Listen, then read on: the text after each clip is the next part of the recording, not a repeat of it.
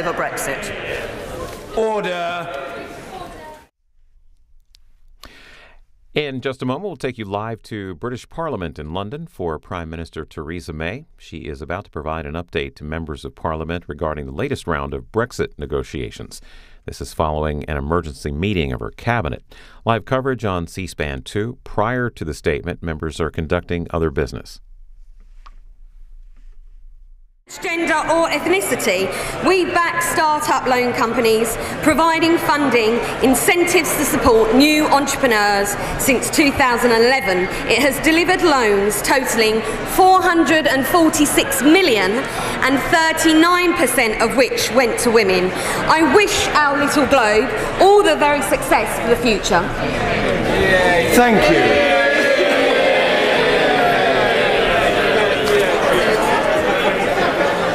Order.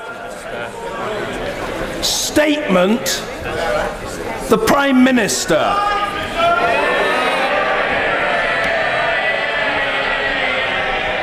Thank you, Mr. Speaker. And with permission, I would like to update the House on our negotiations to leave the European Union.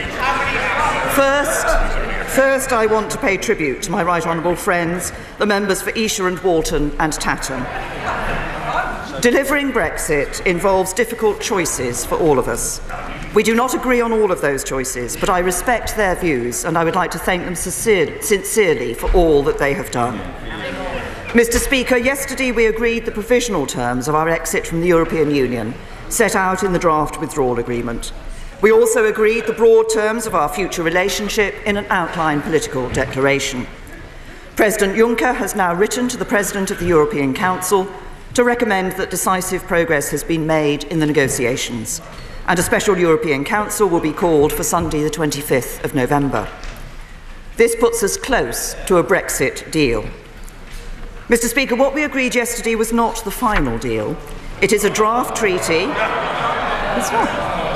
It is a draft treaty that means that we will leave the EU in a smooth and orderly way on the 29th of March 2019. And which sets the framework for a future relationship that delivers in our national interest. It takes back control of our borders, laws and money. It protects jobs, security and the integrity of the United Kingdom, and it delivers in ways that many said could simply not be done. We were told that we had a binary choice between the model of Norway or the model of Canada, that we could not have a bespoke deal. But the outline political declaration sets out an arrangement that is better for our country than both of these, a more ambitious free trade agreement than the EU has with any other country. And we were told we will be treated like any other third country on security cooperation. But the outline political declaration sets out a breadth and depth of cooperation beyond anything the EU has agreed with any other country. So let me take the House through the details. First, on the withdrawal agreement, the full legal text has now been agreed in principle. It sets out the terms on which the UK will leave the EU in 134 days' time on the 29th of March 2019. We have secured the rights of the more than 3 million EU citizens living in the UK and around 1 million UK nationals living in the EU. We have agreed a time-limited implementation period that ensures businesses only have to plan for one set of changes. We have agreed protocols to ensure Gibraltar and the sovereign base areas are covered by the withdrawal agreement. And we have agreed a fair financial settlement far lower than the figures many mentioned at the start of this process. Mr. Speaker, since the start of this process, I have been committed to ensuring that our exit from the EU deals with the issue of the border between Northern Ireland and Ireland. I believe this issue can best be solved through our future relationship with the European Union. But the withdrawal agreement sets out an insurance policy should that new relationship not be ready in time at the end of the implementation period. I do not pretend that this has been a comfortable process, or that either we or the EU are entirely happy with all of the arrangements that have been included within it. But of course this is the case. This is an arrangement that we have both said we never want to have to use. But while some people might pretend otherwise, there is no deal which delivers the Brexit the British people voted for, which does not involve this insurance policy. Not Canada plus plus plus, not Norway for now, not our own white paper. The EU will not negotiate any future partnership without it. As the House knows, the original proposal from the EU was not acceptable, as it would have meant creating a customs border down the Irish Sea and breaking up the integrity of our United Kingdom. So last month I set out for the House the 4 steps we needed to take. This is what we have now done, and it has seen the EU make a number of concessions towards our position. First, the EU proposal for a Northern Ireland-only customs solution has been dropped and replaced by a new UK-wide temporary customs arrangement that protects the integrity of our precious union. Second, we have created an option for a single time-limited extension of the implementation period as an alternative to bringing in the backstop. As I have said many times, I do not want to extend the implementation period, and I do not believe we will need to do so. This is about an insurance policy. But if it happens that at the end of 2020, our future relationship is not quite ready, the UK will be able to make a choice between the UK-wide temporary customs arrangement or a short extension of the implementation period. Third, the withdrawal agreement commits both parties to use best endeavours to ensure this insurance policy is never used. And in the unlikely event that it is needed, if we choose the backstop, the withdrawal agreement is explicit that it is temporary and that the Article 50 legal base cannot provide for a permanent relationship. And there is also a mechanism by which the backstop can be terminated. Finally, we have ensured full continued access for Northern Ireland's businesses to the whole of the UK internal market. Mr. Speaker, the Brexit talks are about acting in the national interest. And that means making what I believe to be the right choices, not the easy ones. I know there are some who have said I should simply rip up the UK's commitment to a backstop, but this would have been an entirely irresponsible course of action. It would have meant reneging on a promise made to the people of Northern Ireland during the referendum campaign and afterwards that under no circumstances would Brexit lead to a return to the borders of the past. And it would have made it impossible to deliver a withdrawal agreement. As Prime Minister of the United Kingdom, I have a responsibility to people in every part of our country, and I intend to honour that promise. Mr. Speaker, by resolving this issue, we are now able to move on to finalising the details of an ambitious future partnership. The outline political declaration we have agreed sets out the basis for these negotiations, and we will negotiate intensively ahead of the European Council to turn this into a full future framework. The declaration will end free movement once and for all. Instead, we will have our own new skills-based immigration system, based not on the country people come from, but on what they can contribute to the UK. The declaration agrees the creation of a free trade area for goods with zero tariffs, no fees, charges or quantitative restrictions across all goods sectors. No other major advanced economy has such an arrangement with the EU, and at the same time we will also be free to strike new trade deals with other partners around the world. We have also reached common ground on a close relationship on services and investment, including financial services, which go well beyond WTO commitments. The declaration ensures we will be leaving the common agricultural policy and the common fisheries policy. So we will decide how best to sustain and support our farms and our environment, and the UK will become an independent coastal state once again. We have also reached agreement on key elements of our future security partnership to keep our people safe. This includes swift and effective extradition arrangements, as well as arrangements for effective data exchange on passenger name records, DNA, fingerprints and vehicle registration data. And we've agreed a close and flexible partnership on foreign security and defence policy. Mr. Speaker, when I first became Prime Minister in 2016, there was no ready-made blueprint for Brexit. Many people said it could simply not be done. I've never accepted that. I've been committed day and night to delivering on the result of the referendum. and ensuring the UK leaves the EU absolutely and on time. But I also said at the very start that withdrawing from EU membership after 40 years and establishing a wholly new relationship that will endure for decades to come would be complex and require hard work. I know it's been a frustrating process. It has forced us to confront some very difficult issues. But a good Brexit, a Brexit which is in the national interest, is possible. We have persevered and have made a decisive breakthrough. Once a final deal is agreed, I will bring it to Parliament, and I will ask MPs to consider the national interest and give it their backing. Voting against a deal would take us all back to square one. It would mean more uncertainty, more division, and a failure to deliver on the decision of the British people that we should leave the EU. If we get behind a deal, we can bring our country back together and seize the opportunities that lie ahead. And, Mr. Speaker, the British people want us to get this done and to get on with addressing the other issues they care about. Creating more good jobs in every part of the UK, doing more to help families with the cost of living, helping our NHS to provide first-class care and our schools to give every child a great start in life, and focusing every ounce of our energy on building a brighter future for our country. So, Mr. Speaker, the choice is clear. We can choose to leave with no deal, we can risk no Brexit at all, or we can choose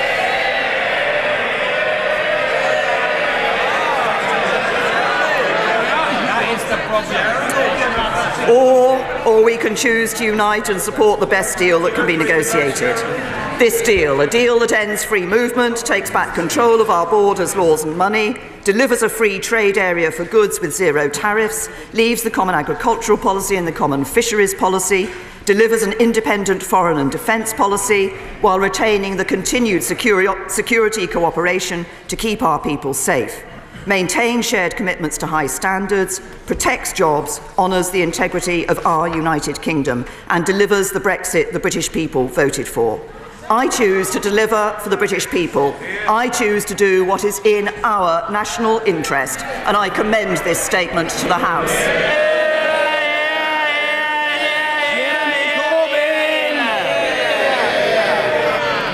Thank you, Mr. Speaker, and I want to thank the Prime Minister for an advance copy of her statement.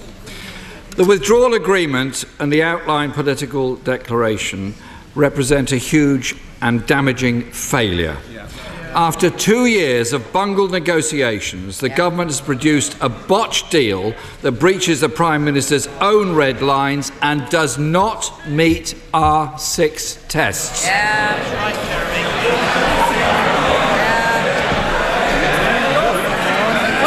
The government, Mr. Speaker, is in chaos. Their deal risked leaving the country in an indefinite halfway house without a real say. When even the last Brexit secretary, who theoretically at least negotiated the deal, says, "I cannot support the proposed deal," what faith does that give anyone else in this place or in this country? The government simply cannot put to Parliament this half-baked deal that both the Brexit Secretary and his predecessor have rejected. No deal is not a real option, and the government has not seriously prepared for it. The government must publish its full legal advice and the Treasury a full economic impact assessment of the deal and the OBR an updated economic forecast. The withdrawal agreement is a leap in the dark, an ill-defined deal by a never-defined date. There is no mention of the Prime Minister's favoured term, implementation period, anywhere in the 585 pages of this document. And no wonder. There is precious little new to implement spelt out in either the agreement or the political declaration. Article 3 of the agreement states transition can be extended to end by 31st of December 20XX. Can the Prime Minister confirm that this permits extensions to be rolled on until 2099? Can the Prime Minister confirm that if the UK government cannot agree a comprehensive future relationship by January 2021, which few believe would be possible, and the last 2 years gives us no confidence this government can, then those negotiations would have to be put on hold? Because the focus would then inevitably shift from negotiations on the future relationship to the negotiations on an extension of the transition period, including further payments to the EU. Article 132 sets out this process fairly clearly. So can the Prime Minister firstly tell the House how confident she is that a deal can be done by the end of 2020, and also confirm that if a new trade agreement is not agreed by the 31st December 2020, then Article 132 applies, paying a huge financial contribution in order to extend the transition period if we are to avoid triggering the backstop, as the Prime Minister insists is her position. On the backstop itself, should it come into force, there is no time limit or end point, and if either party requests a review, and if there is no agreement, it goes to independent arbitration. The backstop locks Britain into a deal from which it cannot leave without the agreement of the EU. In the backstop, restrictions on state aid are hardwired in with an arbitration mechanism, but no such guarantee exists for workers' rights. Can the Prime Minister also confirm that the backstop applies separate regulatory rules to Northern Ireland, creating a de facto border down the Irish Sea, as Northern Ireland would be subject to the customs union, but not the rest of the UK? This is despite the fact that the current Prime Minister said this is something, and I quote, no UK Prime Minister could ever agree to. Another of her red lines breached. In fact, the list of EU measures that continue to apply to, quote, to the UK in respect of Northern Ireland runs to 68 pages of the agreement. This affects VAT declarations and rules of origin checks. And it's clear the Prime Minister's red line regarding the jurisdiction of the European Court of Justice has also been torn up. By 2021, under the Prime Minister's plan, we will either be in a backstop or still in transition, where we'll continue to contribute to the EU budget and follow the rules overseen by the ECJ. It is utterly far-fetched for the Prime Minister to say this plan means we take control over our laws, money and borders. After 2 years of negotiation, all the government has really agreed is a vague 7-page outline of political declarations, which looks like a substantial dilution of the Prime Minister's previously declared negotiating priorities. There is only the scantiest mention of workers' rights, consumers' rights, or environmental protection. No determination to achieve frictionless trade, or even trade as frictionless as possible.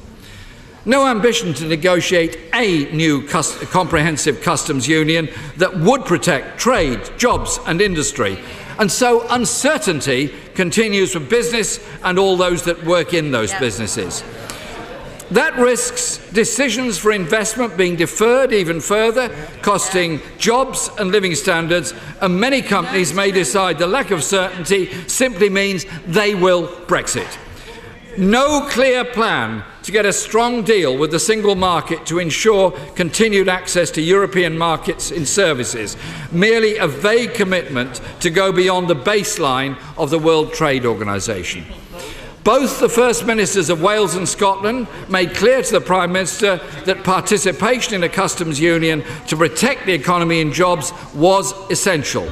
Likewise, Mr. Speaker, there is no ambition to achieve continuation of the European-wide arrest warrant or an equivalent, and no clarity about our status with Europol, Eurojust, or even the Galileo project. And there is no clarity about any future immigration system between the UK and the EU. And following the Windrush scandal, many EU nationals here will have no confidence at all in this government to deliver a fair and efficient system. The Brexit Secretary promised a substantive document. He's obviously no longer here. So can the Prime Minister inform the House when that detailed framework agreement will be with us? Mr. Speaker, this is not the deal the country was promised, and Parliament cannot, and I believe will not, accept a false choice between this bad deal and no deal. People around the country will be feeling anxious this morning about the industries they work in, the jobs they hold, about the stability of their communities and their country. The government must now withdraw this half-baked deal, which is clear does not have the backing of the Cabinet, this Parliament or the country as a whole. Minister! Thank you, Mr. Speaker. Now, to pick up some of the points that the right honourable gentleman made. Have he comments on, he said that no deal was not an option, but then complained that we weren't preparing for no deal. Actually, we have been preparing for no deal, and we continue to prepare for no deal because I recognise that obviously we have a further stage of negotiation with the European Council, and then that deal, when finalised with the European Council, has to come back to this House. So we will continue those preparations. He says that the withdrawal agreement is ill-defined. 500 pages of detailed legal text on the withdrawal agreement is not an ill-defined withdrawal agreement. He complains that the withdrawal agreement does not refer to the implementation period. Of course, it does refer to the transition period, which is exactly the same point of time. He then talked about the whole question of the decision on the backstop and the implementation period as coming at the end of December 2020. Well, if he looks again at the documents that have been produced, he will see that actually the decision will be taken in June 2020 as to whether it is likely that the future relationship will not be in place on the 1st of January 2021, and a decision at that point will be for the UK to decide whether it wishes to extend the implementation period for a limited period or whether it wishes to go into the backstop. He is wrong in saying we have been absolutely He is wrong in saying that we will have not dealt with the issue of the borders and the RSC. We have dealt with that. I was clear in this House that we would. It took some considerable time to persuade the European Union to move from its proposal for a Northern Ireland-only customs territory to an UK-wide customs territory, but we have achieved that. In relation to the question of workers' rights, there is reference to non-regression in relation to workers' rights. He says that the protocol, that the outline political declaration does not have references to what we were proposing in terms of a free trade area for the future. In fact, that is explicitly what it does reference in the protocol. It sets out very clearly that we will be creating a free trade area between the United Kingdom and the European Union. And then I'm really not sure what document the right honourable gentleman read, because he said there wasn't references to extradition. There are indeed references to extradition, and he said there was nothing about Europol, whereas there is expressly a reference that we will be including in the future document terms for the United Kingdom's cooperation via Europol and Eurojust. And I say to the right honourable gentleman, there is indeed a choice before members of this House. It is a choice of whether or not we go ahead with a deal that does deliver on the vote, while protecting jobs, while protecting our security, and while protecting our union. Of course, what the right honourable gentleman wants is for us to stay in the single market and stay in the customs union, which would not deliver on the vote of the referendum. We are delivering an end to free movement, coming out of the Common Agricultural Policy, out of the CFP, and taking back control of our money, borders and our laws. That is the right deal for Britain, and it is the deal that we will be putting forward before this House. Mr. Kenneth Clarke. Mr. Speaker, it's always been a Brexiteer illusion that the country can leave the treaties, the European Union treaties, while selecting to retain all the benefits that we enjoy under the treaties and repudiating most, if not all, of the obligations. And we have to face up to that fact. That's an illusion.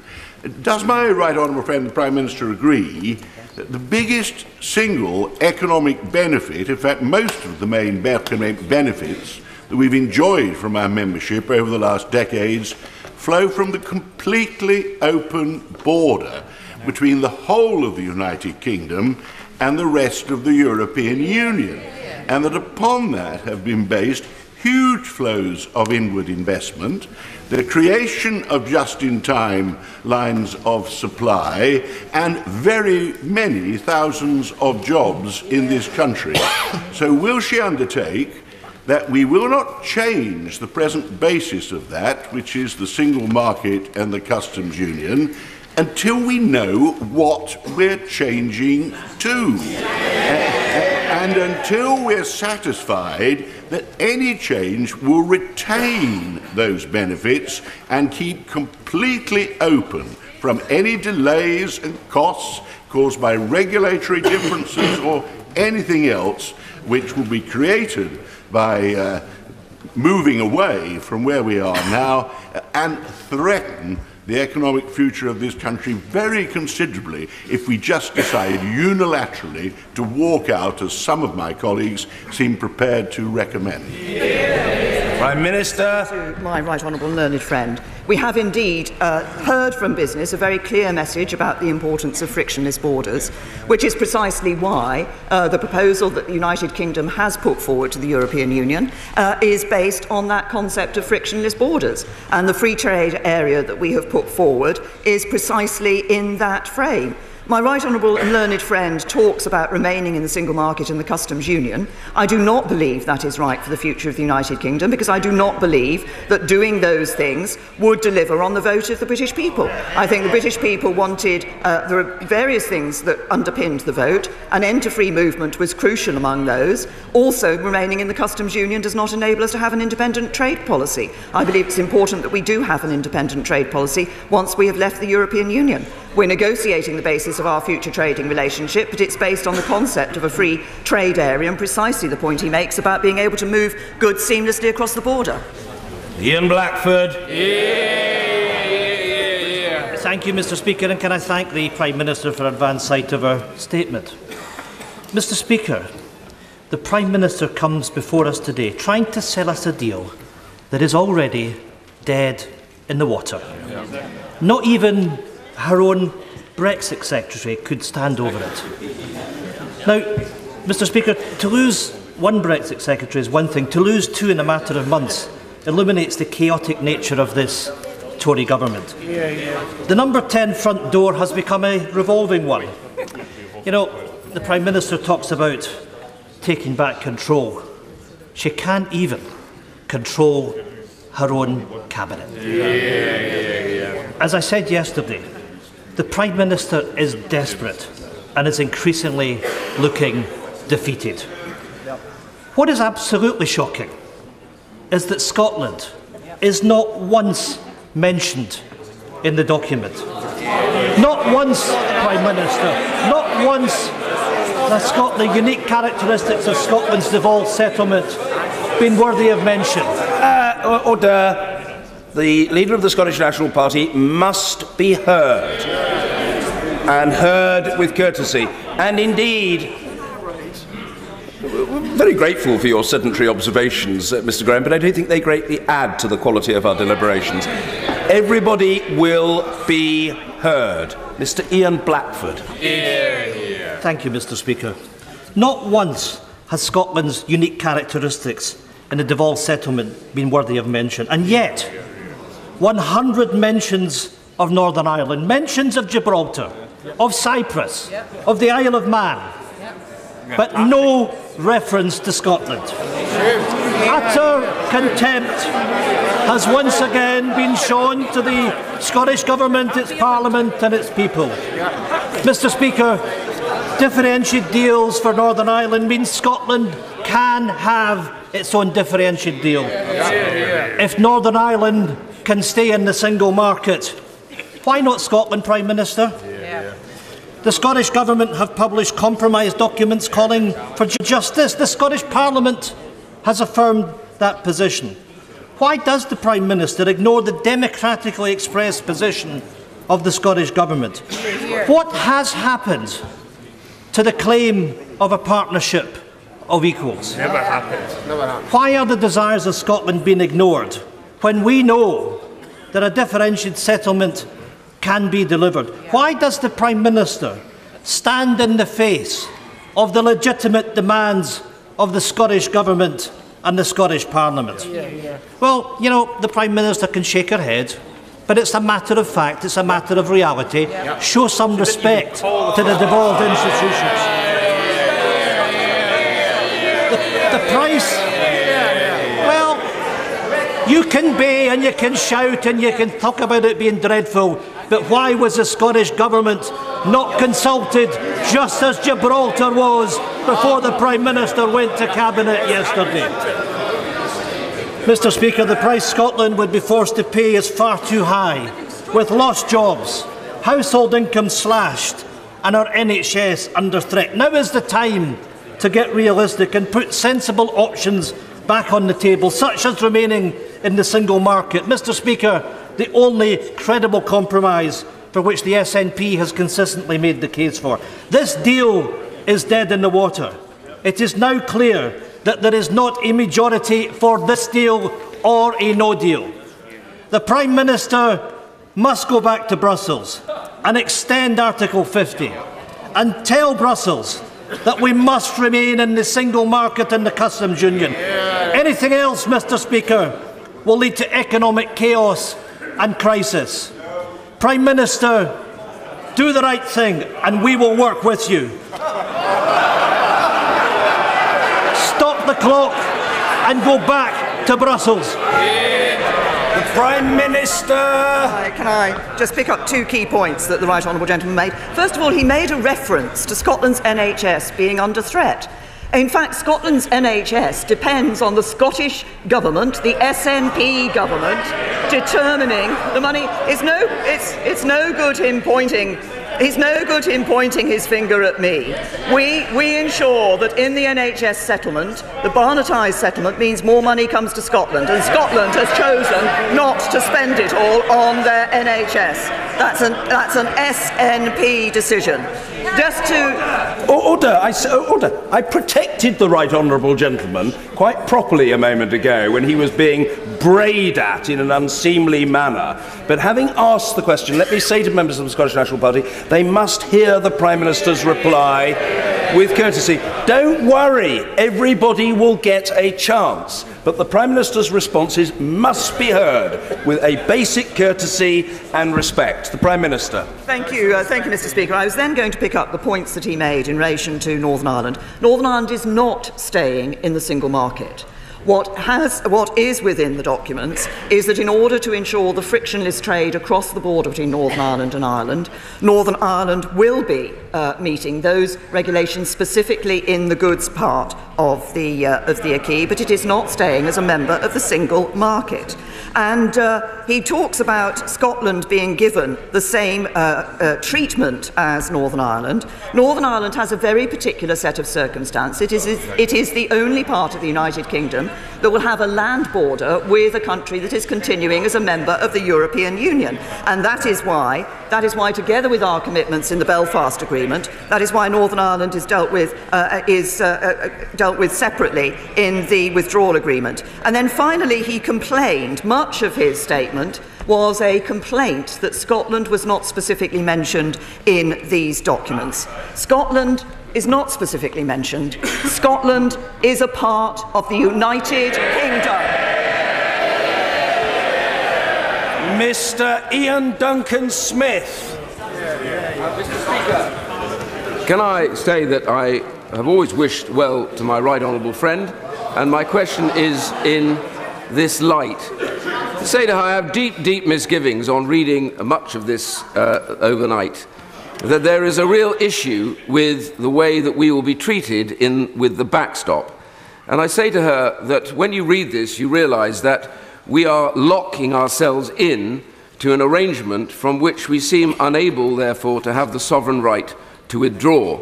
That seems to me to be the biggest single issue here, which strips away the one thing that we said when we wanted to vote for leaving, was that we took back control.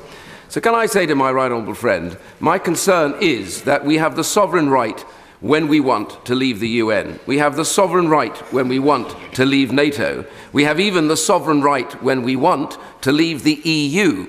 But we do not have the sovereign right to leave this arrangement. Prime Minister. I thank my right honourable friend for his, and he says that the references to the backstop do raise some difficult issues, and I fully accept that they raise some difficult issues, and I fully accept that across the House there are concerns in relation to the backstop. Indeed, I share some of those concerns. These have not been easy decisions to take. It has been necessary, as I explained, and it would be necessary in any deal that we were striking for our future partnership with the European Union to agree a withdrawal agreement, and it has been clear, and we wanted to commit to ensure that we delivered no hard border between Northern Ireland and Ireland. It has been clear that that withdrawal agreement needed to include this insurance policy. But if I may say to my right honourable friend, first of all, he talks about being held in the backstop. First of all, the backstop is not necessarily what will happen, because we want to ensure that the future relationship is in place before the backstop is necessary.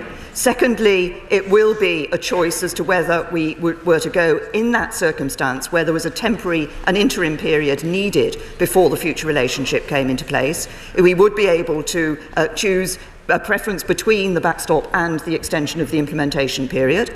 There are pros and cons on both of those sides of the arguments, and there will be honourable members who have a belief that one is better than the other. There is a mechanism for coming out of the backstop if the backstop is in place, coming out of the protocol. That is a mechanism that does, and he's right, it does require mutual consent. It is for both sides to agree that. It is, and I won't make any, bones about that. But it does enable that backstop to be replaced in a number of circumstances. Firstly, of course, crucially, if the future relationship supersedes it. It used to be the case, it was the case originally that was the only point at which it could be superseded. It is now the case that alternative arrangements could replace it. But I repeat what I have always said, which is that it is my intention to work to ensure that such an arrangement is not necessary, and we are able to go into our future relationship when we come out of the implementation period. Sir Vincent Cable. The Prime Minister rightly asserts that there are two alternatives to her plan: no deal and no Brexit. That's right. The government is investing considerably in contingency planning for no deal. What contingency planning is she doing for no Brexit? Including, for example, advising the Commission that Article 50 may have to be withdrawn, and she herself preparing for the fact, however much she hates it, that the House may instruct her to carry out a people's vote. Can I say to the right honourable gentleman, he asked me what plans we're making for no Brexit. We are making no plans for no Brexit, because this government is going to deliver on the vote of the British people. John Redwood.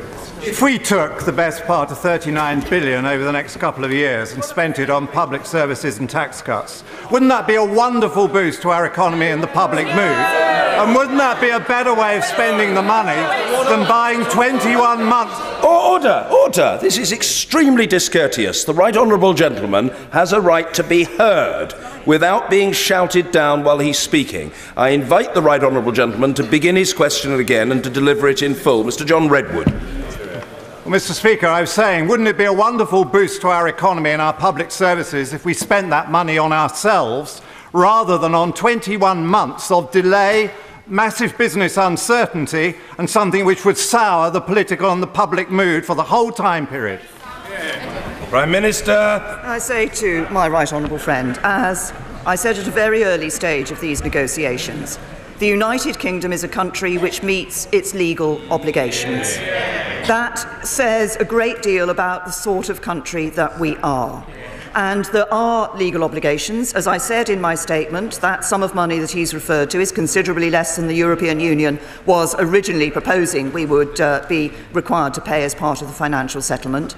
But I remain firmly of the view that this is a country that should ensure that we continue to meet our legal obligations, and we will do so. Mr. Nigel Dodds. Mr. Speaker, I could today stand here and take the Prime Minister through the list of promises and pledges that she made to this House and to us privately about the future of Northern Ireland in the future relationship with the EU. But I fear it would be a waste of time, since she clearly doesn't listen.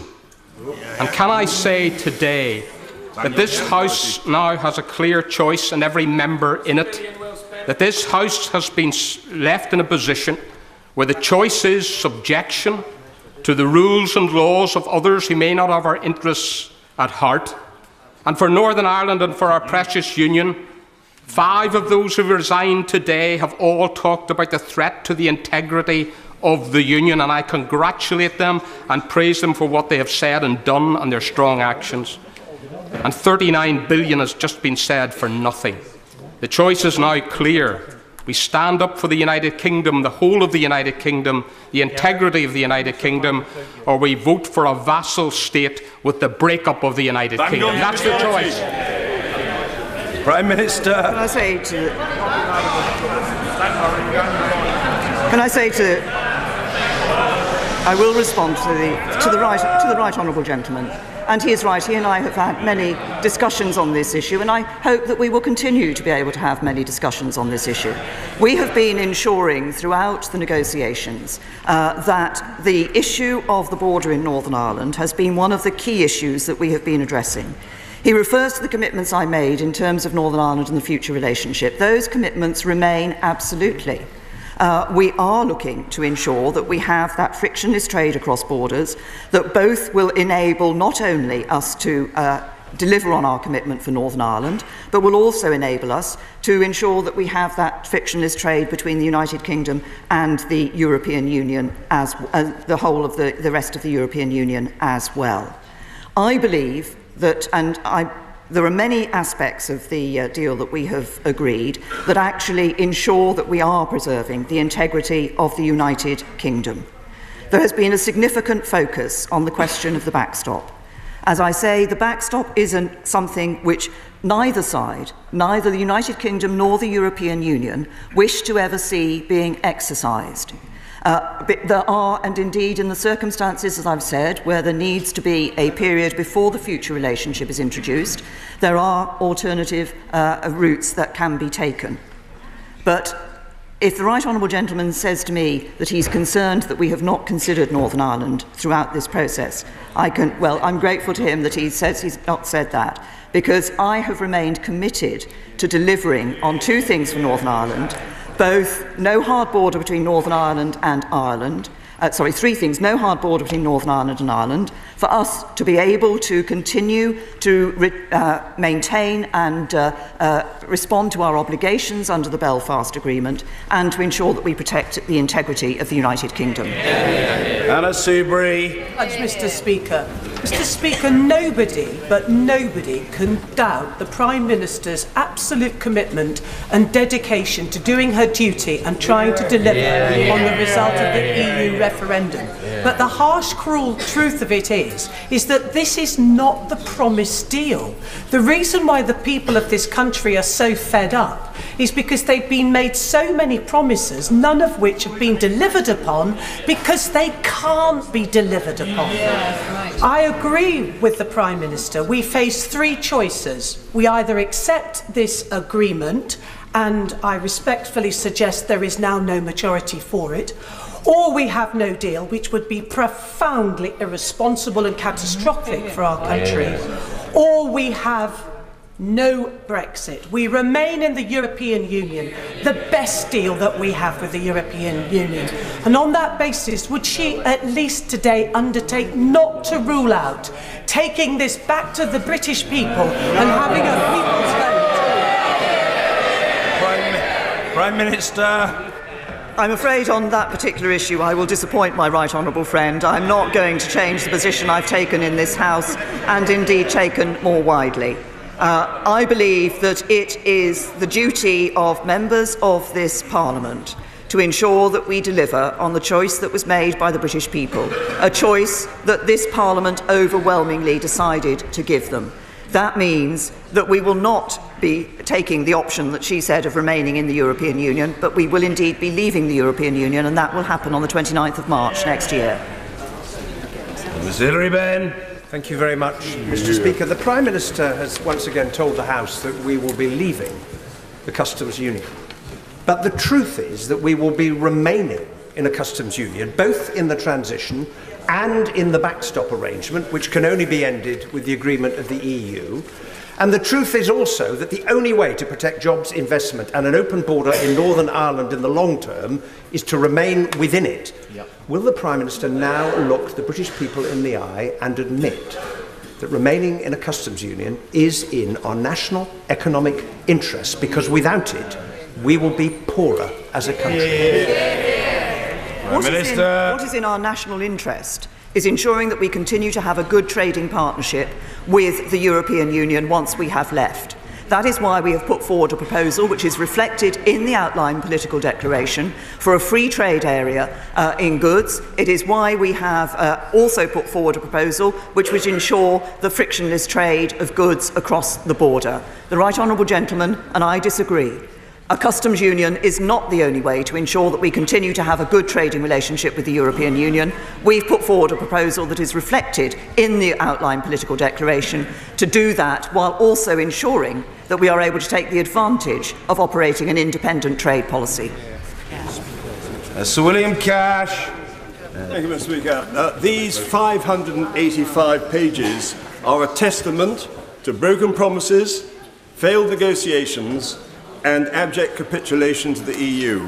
Will my right honourable friend understand that they represent a list of failures on Northern Ireland, ECJ issues, indefinite extension of time, customs, full independence of trade and of fisheries, and above all, on our truly leaving the EU, because they will control our laws, and there have been furthermore some very serious breaches of ministerial responsibilities, the ministerial code and of collective responsibility.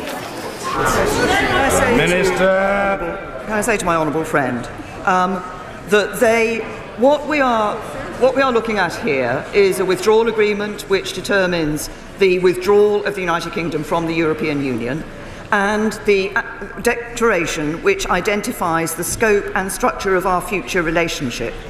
Our future relationship is one that will not see the European Union controlling our laws, because there will be, in those areas where we choose to align with the European Union, it will be for this Parliament to decide that, and that will be a decision that will therefore be taken here by the United Kingdom. There will not be European Court of Justice jurisdiction in the United Kingdom, and that is what we have negotiated in the outline political declaration for our future relationship.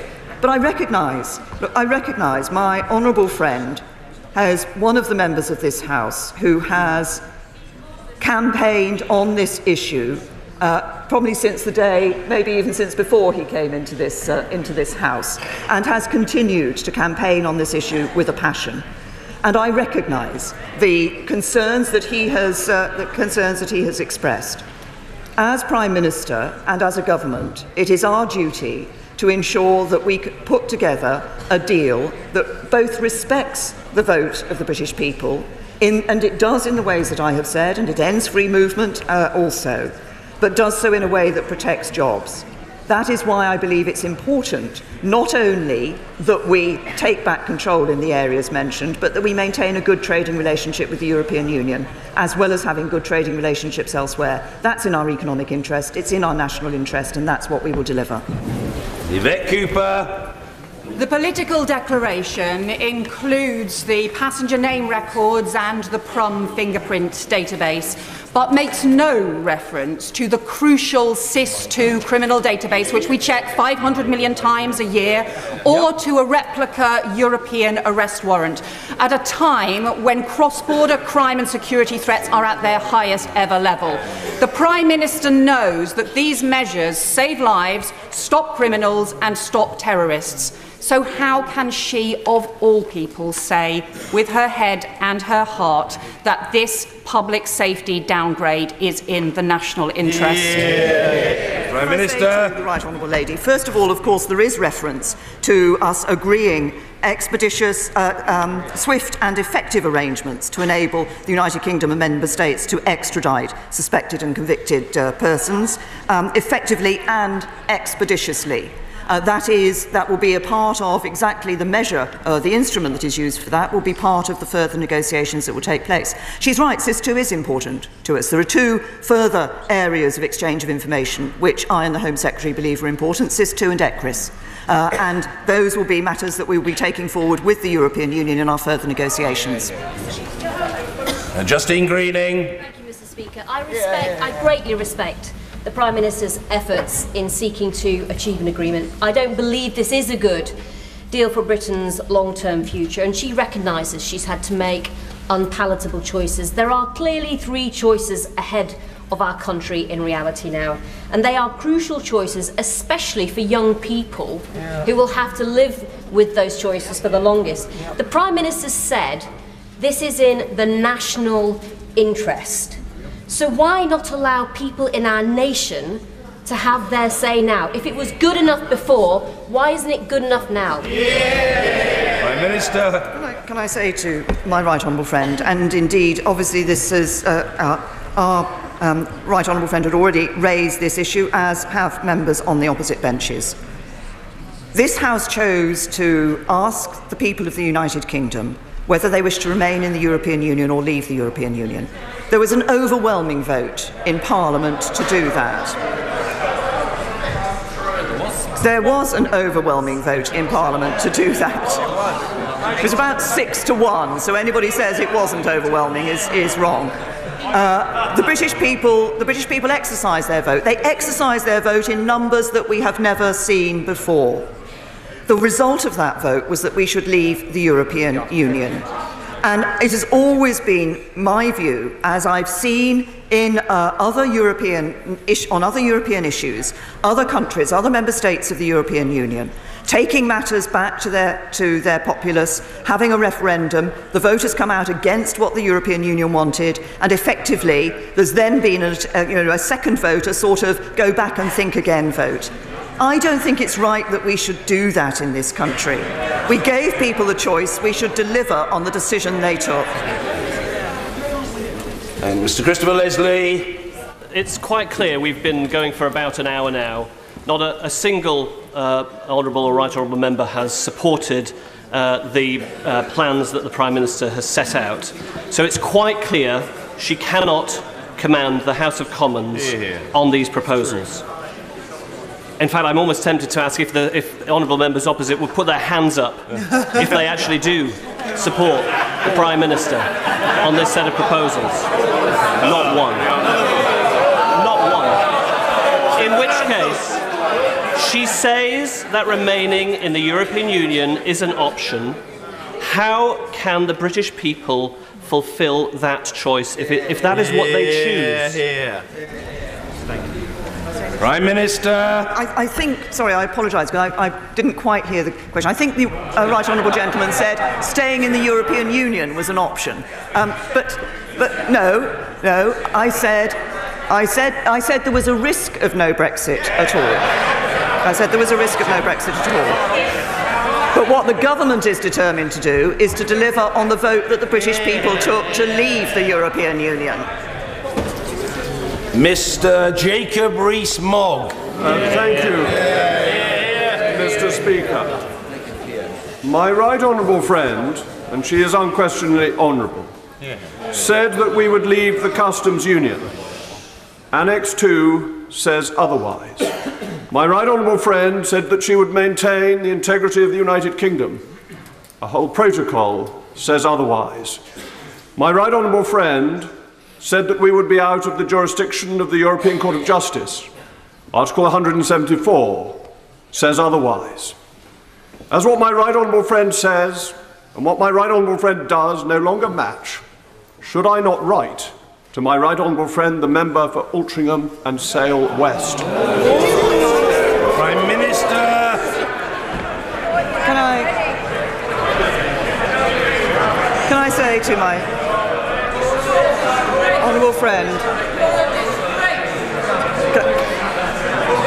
Can I say to my honourable friend, can I say to my honourable friend, we will indeed, he has referred to the articles that relate to the protocol in the withdrawal agreement. I have been absolutely clear that some difficult choices have had to be made in relation to that protocol. Those choices have been made because I believe, and I strongly and firmly believe, it is important that we do ensure that there is no hard border between Northern Ireland and Ireland. But as I have said before, my honourable friend has heard me say before, it is not only our intention, but we will be working to ensure that that protocol does not need to be put into place. What we are negotiating alongside that withdrawal agreement is not something that will be of a temporary nature, but what will be a lasting future relationship with the European Union, which will last for decades to come. And in that future relationship, we will no longer be a member of the customs union. We will no longer be a member of the single market. An end to free movement will have been delivered. The integrity of the United Kingdom will have been maintained. The jurisdiction of the European Court of Justice in the United Kingdom will end, and we will come out of the Common Agricultural Policy and the Common Fisheries Policy. As I ask my honourable friend to consider the nature of the future relationship that we will be delivering with the European Union, which does indeed deliver on the commitments that I've made. Mr. Jonathan Edwards. Mr. Speaker, with Northern Ireland potentially swimming in the deep end of the pool, can she confirm that based on the British government's own logic, no economic border between Wales and England would arise should my country decide to front crawl down to them? Prime Minister. Can I say to the honourable gentleman that, of course, we're conscious, as we look at the proposals for the trading relationship between the United Kingdom and the European Union, I'm conscious of the significant trade that takes place between Ireland and Wales, and the importance this has for the Welsh ports. Of course, if you look at the future relationship, we have made a proposal for that frictionless trade, which would indeed protect the business of the Welsh ports and ensure that we have, as part of that good trading relationship for the future.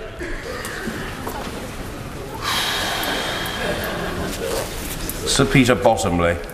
Can I put to our right honourable friend that the majority in the country, in this Parliament and in this party accept the result of the referendum, that we back her in trying to get the sovereignty she's argued for, the prospects of prosperity, security and a fruitful partnership across the Channel, the North Sea and across the world, and the alternatives, if we don't go forward with this, are the probability of crashing out and the possibility of a government led by the Leader of the Opposition, neither of which is an alternative. Prime Minister.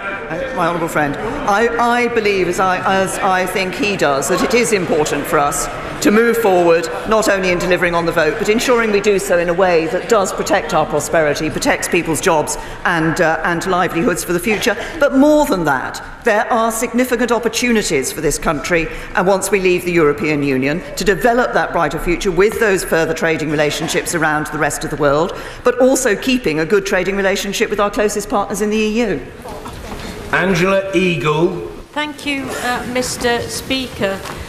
Will the Prime Minister now recognise that she made a catastrophic error when she decided to kowtow to the fantasy extremist beliefs of the Brexiteers in her own party, instead of bringing the country together, that their views are impossible to actually bring about, and they are now openly plotting against her as she has tried to do her best in this negotiation. Surely she now needs to listen to the fact that there is no majority in this House for the botched deal she has brought back. Think again and see whether in this House there can be a consensual way forwards which leaves her extremists out in the cold where they belong.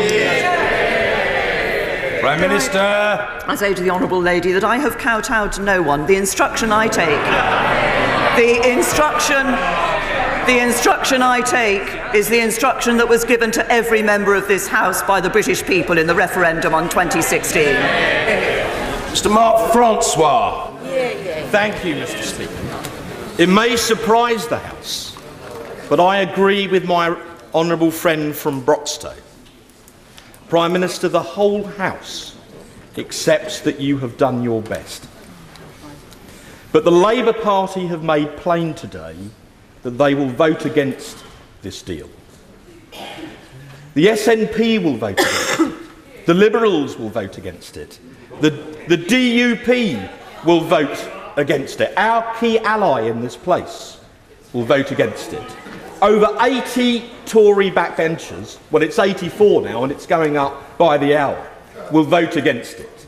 It is therefore mathematically impossible to get this deal through the House of Commons. The stark reality, Prime Minister, is that it was dead on arrival at St Tommy's before you stood up. So I plead with you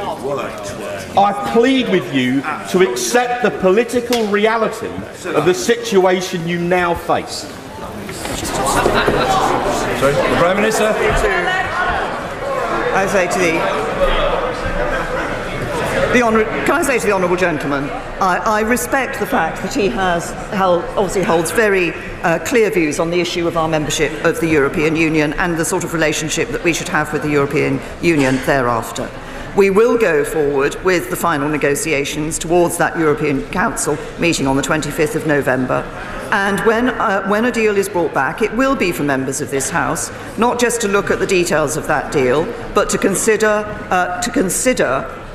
the vote of the British people, to consider our duty to deliver on the vote of the British people. This is the deal that has been negotiated with the European Union. We have to finalise it, and the vote will come when we have a meaningful vote. And it will be to members of this House to determine how they wish to vote at that time, and to remember when they cast their vote the importance of ensuring that we deliver on the vote of the British people. Ben Bradshaw. The Prime Minister will be aware that the main financial backer of Brexit, Mr Aaron Banks, is now under criminal investigation by the National Crime Agency because of serious doubts about the true source of the money he spent on the Leave campaign. Did the Prime Minister, when she was Home Secretary in 2016, decline a request from the security services for Mr Banks to be investigated?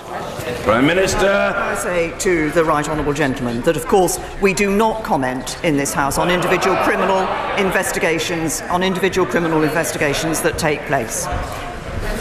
Nicky Morgan. Thank you very much indeed, Mr Speaker. There are many ironies in this whole Brexit process, and one of them is we just heard that colleagues on these benches are going to use a parliamentary vote, which 11 of us voted for last December, and received a torrent of abuse, accusations of treachery, betrayal, and threats of deselection.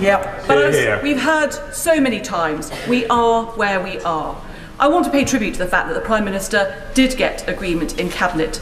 And can she reassure us that regardless of however many ministerial resignations there are between now and that vote, that the agreement will come to Parliament and Parliament will have its say, and that she is clear that voting for that agreement is in the national interest? Can I say to my right honourable friend that I can give her the assurance that obviously we have the step of the European Union Council and finalising the deal, but a deal when finalised will indeed be brought to Parliament, and as I suggested earlier, it will be for every member of this House to determine their vote in the national interest. Pat McFadden. Mr. Speaker, the Prime Minister has carried out her mission on this with no small sense of duty. But it has been a failure and it has turned out to be a humiliation. This was sold to the people as taking back control. But the promises of the right-wing nationalists who drove this have been shown to have turned to dust. Instead, we are being asked to sign up to control of vast swathes of our economy with no say over them and paying tens of billions for the privilege. Is it not the case that far from taking back control, this is the biggest voluntary surrender of sovereignty in living memory, and it's time to think again? Prime Minister. My answer to his question is no. And if we look at the situation, he refers to the 39 billion, which of course was the financial settlement that is in the withdrawal agreement, which is part of the overall package of the withdrawal agreement and the future relationship. And the future relationship that we are negotiating with the European Union is designed, and the outline political declaration makes this clear, to deliver on exactly the issues that mattered to the British people when they voted for Brexit. Of course, as I've said repeatedly many times in this House, nothing is agreed until everything is agreed. Steve Baker. Mr. Speaker, this backstop is completely intolerable, and I feel confident that even in the unlikely event that legislation for it reaches this House, it will be ferociously opposed. Will my right honourable friend therefore accept that this deal could well be a choice by the government to have no deal imposed upon it at the last minute, and will she therefore trigger all of the implementation of no deal contingencies now? Prime Minister. Say to my honourable friend that we, as I indicated earlier, I think in response to a previous question, we will be continuing the no deal preparations, because I'm conscious that we have further stages to go in relation to this process, the European Union Council, and of course bringing this matter back to this House. And as he has recognised, that's not just the meaningful vote, but also the legislation that then has to go through. And as I said earlier, recognising that we have that European Council and that meaningful vote to take place in this House, we will be continuing our no deal preparations. Stephen Gittins. Mr. Speaker, whilst it might be tempting to watch the much vaunted Tory Brexit festival, this is deeply serious stuff. Now, the Prime Minister knows that her Treasury's own analysis means that every single one of her plans means people losing their jobs. So will she look at the plan, which means us losing the least number of jobs, which is the least damaging, and may, unlike her plan, win support across this House, and that's to remain part of the customs union and the single market? Prime Minister. We will be leaving the customs union and leaving the single market. Amber Rudd. Remain or leave, whether we sit on this side of the House or that, we know that millions of people voted for Brexit because they are anxious about their futures, about their children and about their families. Away from the Westminster bubble, we must remember to consider these vast communities when we consider the outcomes today. And we know that it is no deal that will be most damaging to them. Can I ask the Prime Minister what the response is, what the response has been from the business councils that she set up, those major employers in the country that will protect those jobs? Prime Minister. I first of all thank my right honourable friend for focusing people's sights on people outside of this chamber, because they are the people that we must consider when we are looking at our decisions in relation to this deal when it comes forward. Can I just say there have been quite a number of quotes that have come from industry about the deal and about the fact that, for example, it delivers a clear path ahead that business so desperately needs, that it brings with it some certainty, the Federation of Small Businesses, it brings with it some certainty that our small businesses have craved. Business out there has been looking for the certainty that a deal will bring. And they have also been concerned that we focused on that free trade area and on that frictionless trade across borders, which of course is exactly what this government has done. Frank Field. Can the Prime Minister guarantee to the House that at the end of March we will continue to have frictionless supply chains, and at the end of this process we will be in control of our borders, we will have brought back all the judicial powers that we have surrendered, and we will be free from the European Court's jurisdiction? Can I say to Minister. can I say to the right honourable gentleman that the future relationship that we are negotiating with the European Union absolutely delivers on the points that he made about no jurisdiction of the European Court of Justice, taking back control of our borders so free movement is ended. We have also based the free trade, the concept of the free trade area on the need for that frictionless trade in goods to ensure that people whose jobs depend on those supply chains do not see those jobs go, but we're not only able to retain those jobs, but with the other trade agreements we're able to bring forward once we're outside the European Union, we can enhance the economy and create more jobs in this country. Sir Nicholas Soames. Thank you, Mr. Speaker. Mr. Speaker, may I congratulate the Prime Minister on her exceptional efforts to honour the result of the referendum and to achieve a deal with the European Union under the most difficult and demanding circumstances.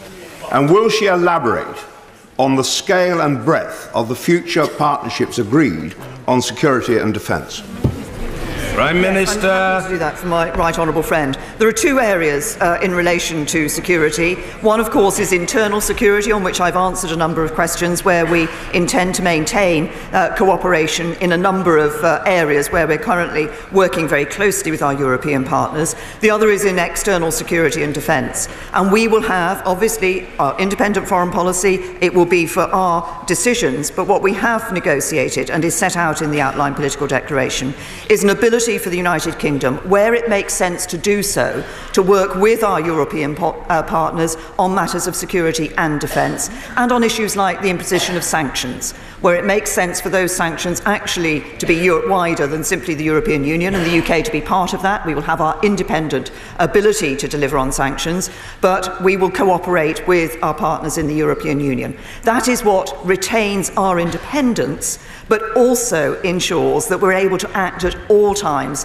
in the best interests of the United Kingdom and the best interests of maintaining our security and defence. Caroline Lucas. Thank you, Mr. Speaker. The Prime Minister knows that her deal is dead. She knows that no deal would be a disaster. So we risk chaos, job losses, environmental rules torn up, the NHS in crisis. Now, that was never the will of the people. They did not vote for that. This isn't a parlour game, it's real people's real lives. And those risks can only be addressed if we put aside party politics. So I appeal to her again. Why will she not give the people of this country a vote, a people's vote, on where this country goes next? Prime Minister. I could refer to the Honourable Lady to answers I've given earlier, but let me repeat the answer I have given earlier, which is that this Parliament gave the people a vote. The people voted to leave, and we will deliver on the people's vote. Sir Edward Lee. With respect to my honourable friend for North East Somerset, I believe these issues are so complex that one should not deal with them on a personal basis. But my question is this, and will she help me in my loyalty? What if the Brexit Secretary is right? What if his resignation letter, his devastating resignation letter, is correct? That we are likely or possibly going to be locked permanently in a backstop arrangement. What if, therefore, she loses this vote in Parliament, which is very likely? Can she promise me that whatever happens in this vote, she will deliver Brexit at the end of March? Prime Minister. Can I say to my honourable friend, first of all, that we will be leaving the European Union on the 29th of March 2019. And that is a set date, and I am determined that we will deliver on that, whatever happens in between.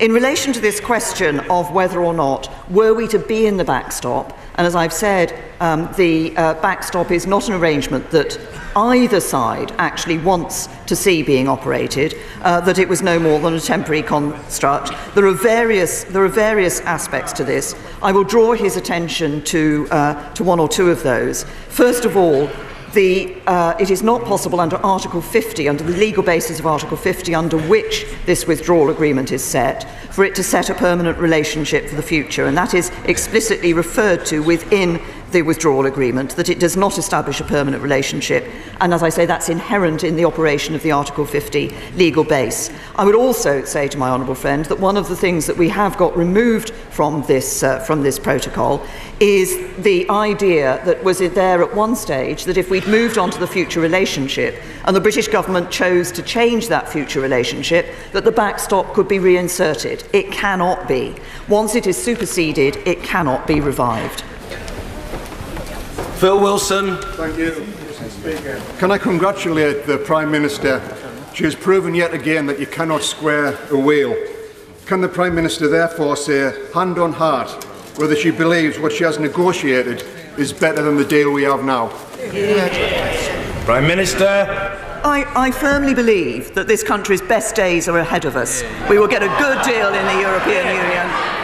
We will get a good deal with the European Union and take advantage of our independence outside the European Union with our trade deals around the rest of the world. Stephen Crabb.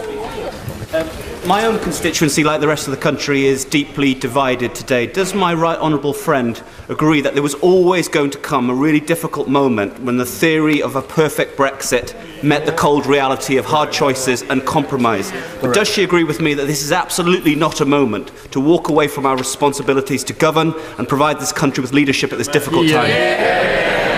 Minister. Can I say to my right honourable gentleman, yes, I do agree with him. This is a complex negotiation. This is a complex negotiation. It does require difficult choices to be made. And the challenge for all of us in this House is to make those choices not according to what we wish the world could be like, but to the reality of the world that we see, and to make those choices pragmatically in the interests of the British people. Rachel Reeves. Mr. Speaker, the Prime Minister insists that this deal is in the national interest. So specifically on the economy, the agreement will ensure that we have no say in the rules in which govern how we trade. It does not include services as part of free and frictionless trade, and it offers only the illusion of future trade deals. Given all this, does the Treasury believe that we will grow more or less fast and create more or less jobs with a negotiated agreement or with our current relationship with the European Union? Prime Minister. Lady. She refers, of course, to the withdrawal agreement. What is important in terms of the relationship that will persist for decades between this country and the European Union is the future partnership that we negotiate with the EU. That is based, as we've said, the outline political declaration is based on the concept of a free trade area and ensuring that we can continue to have that good trade relationship. And I can assure her, as I've assured honourable members across this House before, that when the meaningful vote is before this House, members will have the appropriate analysis in order to inform them in coming to their decision. Dr. Sarah Wollaston. It will be blindingly obvious to the entire country that the Prime Minister's deal cannot pass this House. What they will find unforgivable is that we are running out of road, and in 134 days we will be crashing out of the European Union with no deal and no transition, with catastrophic consequences for all the communities that we represent in this House. Could I urge the Prime Minister again to think again about whether at this stage we should go back to the people, present them with the options, rather than us just stumble on regardless into something that will have such profound implications for all of our lives. Prime Minister. The nature of the Brexit, of our future relationship with the European Union, will be a matter, of course, that will come before this House in the vote that this House will take. And members of this House will have various issues to consider when they take that vote. But I will say to my honourable friend, as I have said to other honourable members, honourable and right honourable members of this House, that I firmly believe that having given the choice as to whether we should leave the EU to the British people, it is right and proper and indeed our duty as a Parliament and as a government to deliver on that vote. Liz Kendall. We now know that during the transition, which may well have to be extended, that the UK will give up our say over the rules that govern large parts of our economy. And if the backstop comes into play, we won't unilaterally be able to leave it. How is giving up our current say and influence for no say and influence taking back control? Can I say to the Honourable Lady that indeed what she describes in relation to the transition period was clear. I've answered questions in this House on it back in March when the European Council agreed the concept of the transition period. So that was absolutely clear. The point of that transition period is moving towards the future relationship, and the future relationship is one in which we will have the ability to determine our position. Yes, we put forward a proposal in the White Paper which had frictionless trade and a common rule book, but alongside that common rule book was a parliamentary lock on determining whether or not this country would accept any changes in those rules. Mr. Peter Bone. Thank you, Mr. Speaker. The government is preparing to give £39 billion to the EU, and there is no legal obligation to do so, and we are going to get nothing in return. That is £60 million for each and every constituency in this country. Sir, if I had £60 million in Wellingborough, I would have the Isham bypass, I'd have our roads mended properly, I'd have an urgent care centre at the Isbrook Hospital, and I would have millions of pounds over. Please, Prime Minister, use that money in this country, not give it to the EU. Prime Minister. My honourable friend, the premise of his question was that there was no legal obligation for us to pay anything to the European Union. I have to say that I believe that is not the case. I believe there are legal obligations for this country in relation to the financial settlement with the European Union. And as I said earlier, I believe that as a country, we are a country that abides by our legal obligations. Tom Brake. This deal is not in the national interest, and the Prime Minister knows that. It leaves us less secure, less influential and more isolated. But could I ask the Prime Minister, on the subject of no Brexit at all, could she set out what scenarios would lead to no Brexit at all? As far as I can tell, there are only two. One, she calls a general election, which I assume she won't be doing, or two, she allows a people's vote. So which of those two is it going to be? Prime Minister. The right honourable gentleman. He refers to he described what he thinks the position is going to be for the United Kingdom if we go ahead with this deal, and he talks about us being more isolated. That will not be the case. The United Kingdom will be continuing to play its role on the world stage in a whole variety of organisations that will be involved in, but also in the way in which we negotiate trade deals with the rest of the world, in the way in which we support and cooperate with parts of the rest of the world on matters like security and defence. There is no sense in which this United Kingdom is going to be isolated when we leave the European Union. Antoinette Sandbach. Thank you, Mr. Speaker. For many months, this House was assured that it would have the full future framework before it when it was voting on the withdrawal agreement. I was encouraged to hear the Prime Minister say that further detail will emerge, as that will be critical for the jobs and employment in my constituency. Can the Prime Minister outline when we will see that full future framework? Can I thank my honourable friend, because this gives me an opportunity to set out the process that will be followed. We will be now entering into further intense negotiations with the European Union, such that a full future framework can be delivered to the European Council as part of the overall package, and that will then of course be published and available for members of this House to see. And I'm conscious that it is important, while we can't agree legal text on the future relationship, because we cannot do that until we have left the European Union, that we have sufficient detail in that future framework that members are able to have confidence in the future relationship with the European Union when they come to vote on the meaningful vote. Mr. Barry Sherman. Speaker, I have known Prime Minister all her parliamentary career. I don't always agree with her, but I know her to be a woman of courage. And I feel sorry for her this morning, let down by the disloyalty of so many of her colleagues. And I also feel sorry for her because we have actually given her an impossible task. We know increasingly in this country and in this House that there is no deal better than staying in the European Union. And it is time we did something to recognise and be courageous and take it back to the people. The Right Honourable Gentleman will not be surprised that the answer I give him, despite the fact that we have known each other throughout my career in this House, will be no different from that I've given to other Honourable and Right Honourable members of this House in relation to taking the vote back to the people. It was a decision of this Parliament by 6 to 1 that the people should have that choice, and they exercised their vote, as I said earlier, in numbers that we've not seen before. And I think it is only right and proper that this Parliament, that this government delivers on that vote.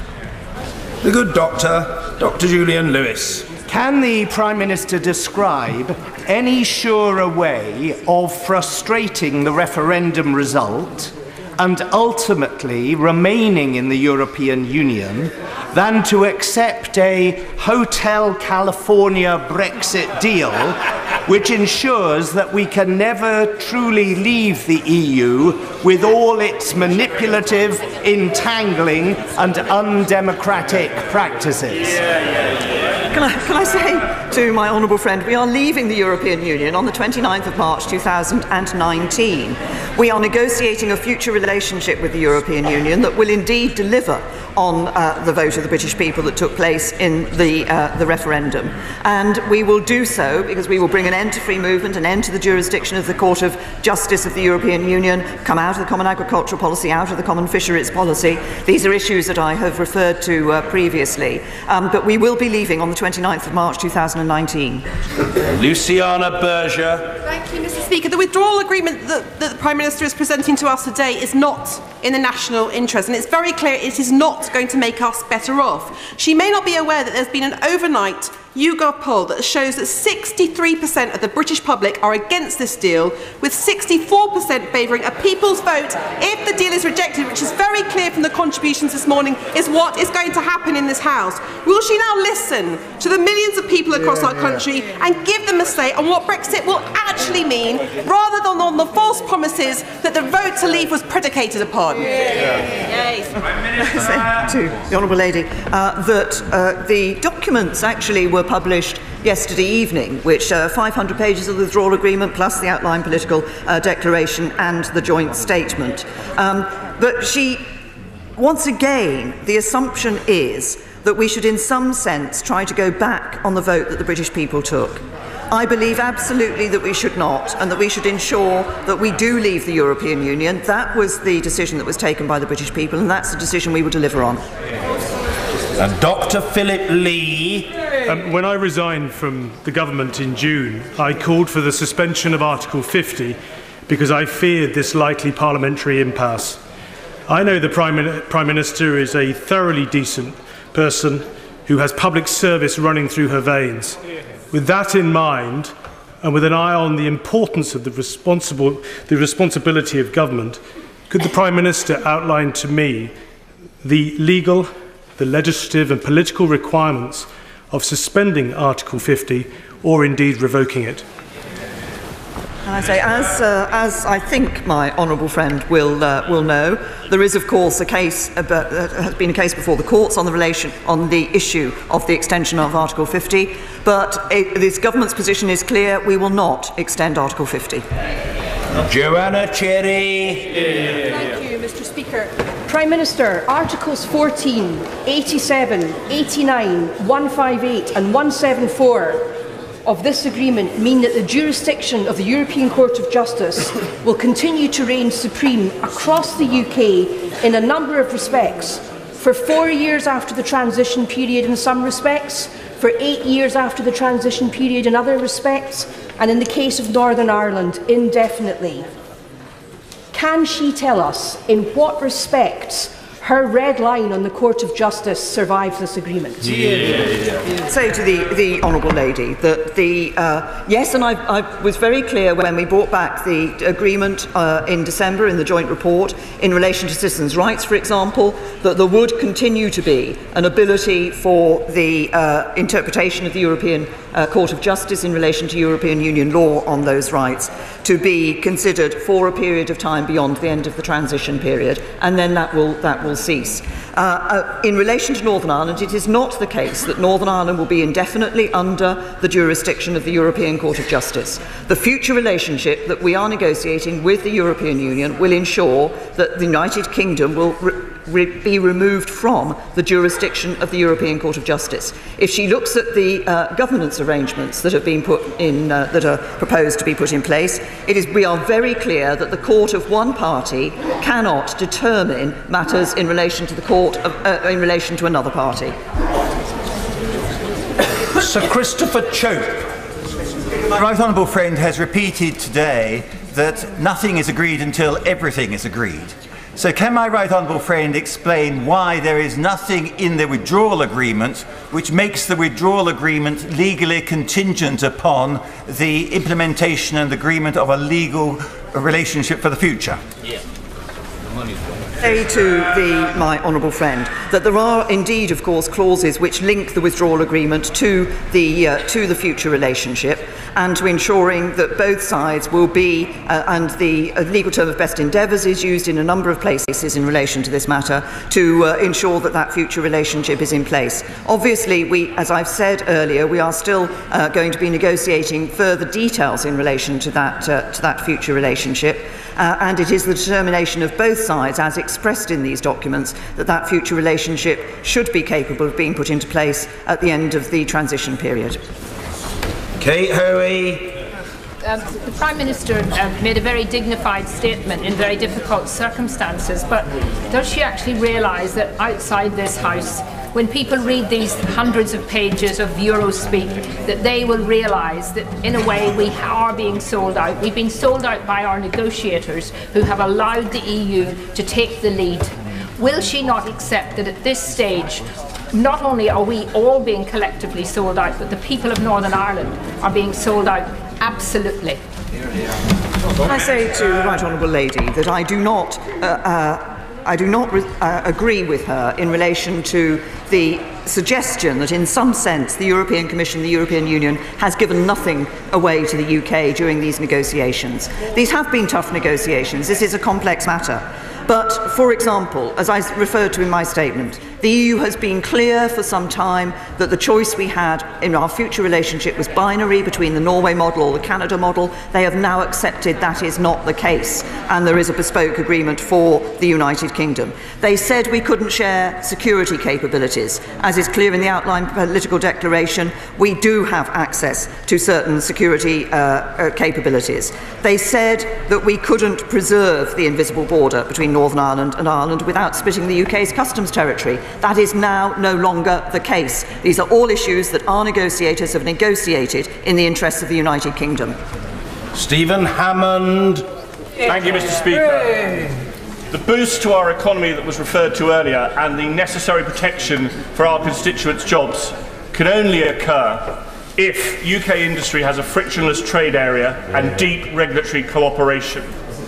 But UK financial services and UK industry also need certainty. So would my right honourable friend confirm to the House that the future political framework will contain a common rulebook and a deep customs arrangement? As my honourable friend has seen from the outline political declaration, it makes reference to the free trade area that we will be negotiating with the European Union, and indeed to the need to ensure that we have those good arrangements across our border.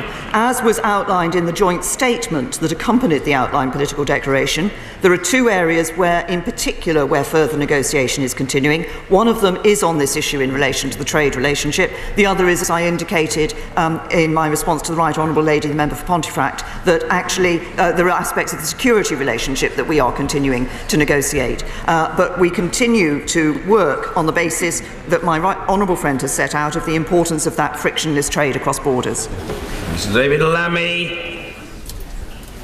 The Right Honourable Lady has been a professional colleague for over 20 years, and I personally saw how hard she worked during the 2011 riots.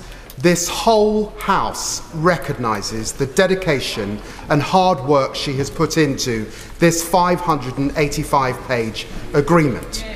However, because of her huge parliamentary experience, they also recognise that this agreement does not command a majority in this House, and that in the 10 days to follow before the EU sign off this agreement, she will likely face challenges within her own party. In those circumstances, in our constitutional arrangement, when politics is broken, one can only put the question back to the British people. I think having had the vote in 2016, I think the British people will look at this chamber, will look at this House, will look at this Parliament, and will say what people say to me when I go on the doorsteps and talk to them: actually, we've taken the decision to leave, just get on with it, just deliver. And Dr. Caroline Johnson. Thank you, Mr. Speaker. Prime Minister, you said that it will be our choice whether we go into an implementation period or a backstop if the agreement cannot be reached. But in this document, it says if the protocol gives the UK a choice to either implement the backstop or seek an extension of the implementation period, which it does by requesting that. So how is that our choice and not theirs? It is our choice as to which of those we wish to do. It is absolutely right, and my honourable friend is right, that extension of the implementation period does need to have agreement with the European Union, and that is why I have described this as a choice. It is for us to say whether we wish the backstop or the implementation period to be extended. But she's absolutely right, that extension would be a matter of negotiation with the European Union. There are arguments on both sides for, if we get to that point, as to which of those would be preferable for the United Kingdom, just as actually there will be arguments on both sides for the European Union, because the backstop is not actually an area, not a situation which the European Union wants to get into either. Mary Cray. Indeed, Mr. Speaker, I have a great deal of sympathy for the Prime Minister. She has walked the Via Dolorosa that has been set out for her by her own party. But the false choice that she is offering this place is between a deal that is dead before it's even been read by most people in this House, or no deal at all. Isn't it time now for the British people to take back control from this place, for her to extend Article 50 and let the people decide in a people's vote? I have to say to the Honourable Lady, I refer her to the answers I gave previously to those questions. Mr. Richard Drax. Mr. Speaker, my right honourable friend tells the House that at the end of March 19 we are going to leave the EU. We've also heard from herself and from both sides of the House that actually that is not the case. Worse about this deal, and with due respect to my right honourable friend, we have no unilateral way of leaving, and worse still, there is no incentive there at all for the EU to let us go. Can I say to my honourable friend, we will be leaving the European Union on the 29th of March 2019. After that date, we will no longer be a member of the European Union. Yes, we have agreed in the transition period that the way we operate with the European Union will continue very much as it is today, and that is in order to ensure that there is no cliff edge for business at the point of the 29th of March, so that business can adapt to the changes that come in relation to our future relationship. There is, and that is, I repeat, we will no longer, from the 29th of March 2019, be a member of the European Union. Mrs. Marianne Fellows. Mr. Speaker, during the course of yesterday, and excluding our own Cabinet, can the Prime Minister tell the House which organisations and individuals were informed and briefed on our proposed deal, in which order they were briefed, and what process of hierarchy was applied? Absolutely. I say to the Honourable Lady that the members of the Cabinet came together yesterday to look at the withdrawal agreement and at the outline political declaration. The information was made available to the members of the Cabinet once the text had been finalised. Negotiations carried on up to quite a late time in relation to those negotiations, and the Cabinet was able to take its decision on the basis of the proper papers. Sir Desmond Swain. why did she say that rejecting the deal risks no Brexit? Can she quantify that risk and say how it might occur? Can I say to the honourable gentleman that I think he will be aware that there may be those in this House, as we have heard indeed from a number of honourable members on the opposition benches, who do wish to try to ensure that we do not leave the European Union. I believe it is important that we do leave the EU and that we do so on the basis of a good future relationship with the EU. Peter Kyle. Thank you, Mr. Speaker. It is obvious that she is not commanding a majority in the House. People who supported Leave know that this deal gives power to the EU, not brings it back. And people who support Remain know that the deal she is offering is not as good as the one we have. We have got to this position because she has been playing games with Brexit from the beginning, including calling a general election in the middle of the negotiation period. Will she now do the right thing and go back to the people and let them say if this deal is good enough for them? This is not a rerun of the referendum. The first one was based on promises. This one will be based on fact. I refer the honourable gentleman to the answer I gave earlier. Nick Herbert. Thank you very much, Mr. Speaker. Is there not a danger then in getting hung up on issues such as the backstop, which, though immensely important, is something that we actually on all sides wish to avoid, or issues such as the transition period, which are by definition temporary, that in getting hung up on these issues we lose sight of the really important issue, which is the future relationship with the EU. That is what we should be focusing on and discussing, and that is what our constituents expect us to deliver. And is it not the case that the vast majority of members of this House, however they voted in the referendum, voted to trigger Article 50, and the public expect us to deliver on that promise, and members on this side in particular should be careful what they wish for in making it harder to move to that position? Can I support the comments that my right honourable friend has made? And he is absolutely right. Of course, there's been a lot of focus on the backstop, and I recognise why there's been a lot of focus on the backstop, because there are genuine concerns about the operation of the backstop. And of course, as he says, others have referenced the transition or implementation period. But what actually will determine our relationship with the European Union for decades ahead is the future relationship that we negotiate with the European Union. That is what will determine the futures of his constituents, of my constituents, and of people across the whole United Kingdom. Order. I take this opportunity to inform the House that we have now had 50 questions from backbenchers. So may I please appeal to colleagues to put short and pointed questions as exemplified by the right honourable gentleman, the member for New Forest West. Jack Dromey.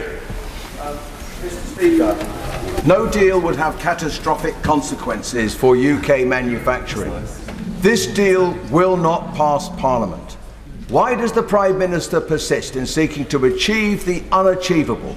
Because with every day of delay, we're one step closer to the cliff. And to go over that cliff without an agreement would be the ultimate betrayal of the British national interest. Can I say to the right honourable gentleman that when it comes to the House, of course, members of this House will have a choice as to whether to accept the deal.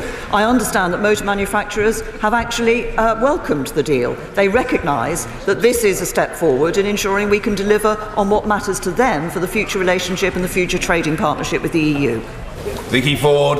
Thank you, Mr. Speaker. Many of the questions put by colleagues today would be addressed if there was more detail on the future relationship. But of course it's been the EU negotiators and not the British negotiators who've refused to discuss the future relationship before the withdrawal agreement. So can I thank the Prime Minister for this outline of the future relationship, and can she clarify that we will get more detail on that future relationship before the critical vote in this House? Yes, I'm very happy to confirm that to my honourable friend. She refers to the position of the EU negotiators. In fact, I think for many, they feel that they have been looking at perhaps more of the future relationship than they had expected. But we will ensure that there is more detail available for members of this House before the meaningful vote. Shukar Amuna. Mr. Speaker, the Prime Minister has said the country faces three choices: no Brexit, any agreement that she is able to finalise with the EU and get through this House, and no deal. She's also just said that we will get an economic analysis, an impact assessment. Will she undertake to ensure that that impact assessment includes a comparison between the current deal we have, no Brexit, and the one she is proposing to put before this House in a meaningful vote? To withhold that from this House would be unacceptable. I say to the honourable gentleman that we will ensure that when the time comes for people to, indeed in advance of the time that people will be taking their decision in relation to the meaningful vote, that proper analysis will be available to enable people to make a judgment between the deal that is being proposed and between alternative arrangements. Andrew Bridgen. The Prime Minister is well known for her dancing. Sadly, having seen the withdrawal agreement, it's now clear whose tune she's been dancing to. My right honourable friend campaigned for Remain. She voted Remain. Now surely it's in the national interest for her to leave, perhaps following a short transition period. To my honourable friend, can I note the way in which he has carefully tried to weave into his question various references to matters that are not perhaps entirely relevant to the withdrawal agreement and the political declaration. Look, every member of this House will have a decision to take when the deal is brought back. I believe it is important that we have a deal which does deliver on the vote of the British people, which I believe the deal does, but does that in a way that protects jobs, protects people's security, and of course protects the integrity of our United Kingdom. Alison McGovern. Thank you, Mr. Speaker. Today is truly a sad day for our country. The government is collapsing whilst we are riddled with food banks, child poverty rises, and 30% of workers are in hardship jobs. What, in the 3 pages of wish list here, should the Prime Minister suggest that will change the fortunes of this country for the better? Can I say to the honourable lady, first of all, we see that absolute poverty is in fact at a low. What we have seen in the figures that have come out earlier this week is that real wages have been growing faster recently than any time in the last decade. So the portrayal that she has set out of this country is not a fair portrayal. What she says, what is going to ensure and improve the futures of the British people? Well, first of all, getting a good trade deal with the European Union is important. That's what we're working to. That's what the outline political declaration sets out. But also ensuring that we can have those good trade deals around the rest of the world. But I have to point out to her, given the benches that she sits on, that what is necessary for all of that is the good economic management that the Conservative government has produced. Sir Geoffrey Clifton Brown. I have no doubt that my right honourable friend has, in good faith, negotiated the best deal on this withdrawal agreement that she could. It doesn't please Brussels, it doesn't please London, and it probably doesn't please any member of this House. But nevertheless, do we not owe it to the British people to carefully scrutinise it, together with the remaining documents that she will bring back from the summit in November, to see whether it is in the best interests of the British people, rather than crashing out of the EU with no deal? Can I say to my right honourable friend, I think it is important that, as I say, there is some further negotiation to fill out the details of the future relationship, and as he says, it will be important for members of this House to consider those documents when they take the meaningful vote, alongside the analysis that will be provided by government, so that they have the full information to be able to take that vote, and as he says, recall in taking that vote the duty that I believe we have to deliver on the vote that was taken in the referendum. Thank you, Mr. Speaker. It's clear that this deal is not as good as the one we currently have. It will make the country worse off, and it's clear that there is no majority in the House for her deal or no deal. And the Prime Minister has ruled out extending Article 50 or a people's vote. So what is the plan in the event of not getting support in the House for her deal? The honourable lady will know the process that has been set by this House in relation to that matter. But can I also say to her that she and a number of other members on the Labour benches have been saying today, in praising the membership of the European Union, effectively suggesting that what we should be doing doing is setting aside the vote of the British people and remaining in the European Union. That would not be the right thing to do. We must deliver on the vote of the British people. Gillian Keegan. Thank you, Mr. Speaker. Outside in the real world, there are many employers and employees who are depending on all of us to take responsible steps to protect their jobs. Would the Prime Minister agree with Tech UK, who represent over 1 million jobs in this country in the fast-growing tech sector, who state, failing to achieve parliamentary approval on the withdrawal agreement would disrupt supply chains, hit investment and lead to job losses, with small and medium-sized businesses being the worst affected? I say to my honourable friend, when the time comes for members of this House to vote in the meaningful vote and to consider the deal that is before them, they will indeed, I believe, as I've said earlier, need to recall the duty to deliver on the vote of the British people, but also look very closely at the implications for the vote that they are casting. It is the jobs and futures of our constituents that should be at the forefront of our mind. Sir Edward Davey. Thank you, Mr. Speaker. Given how important immigration was for some Leave voters, will the Prime Minister today guarantee that her immigration white paper will be published and debated before the meaningful vote on the deal? The issue of immigration was indeed important for many people during the vote. They wanted free movement to end. What we are negotiating is an end to free movement. We will publish the immigration white paper in due course. Peter Aldous. Thank you very much, Mr. Speaker. The Prime Minister has worked tirelessly over the past 18 months to achieve this draft agreement. The Waveney constituency, which I represent, voted for Brexit for many reasons. Chief among them was to reverse 40 years of economic decline. In the Prime Minister's opinion, does this agreement provide the framework within which to revive the economy in coastal towns such as Lowestoft, whether in trade, manufacturing or fishing? Well, can I say to my honourable friend that yes, I do believe it does. And crucially, of course, in terms of fishing, we'll be out of the CFP and we'll be able to work to enhance the fortunes of our fishing industry.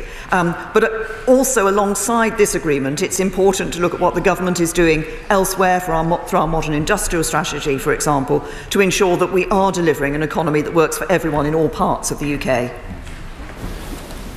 Tracy Brabin. Thank you, Mr. Speaker. The Prime Minister has been very determined to respect the will of the people.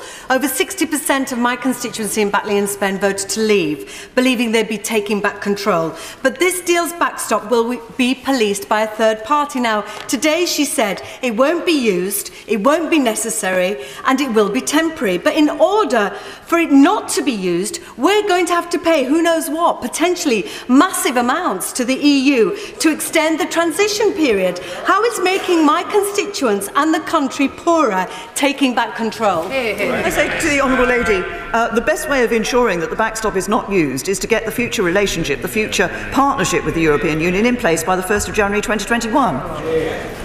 Mrs Cheryl Murray. Mr. Speaker, will my right honourable friend please confirm that other nations will not have access to anything other than the surplus fish stocks in British waters that the UK fleet cannot catch after the 31st of December 2020, even if the implementation period is extended?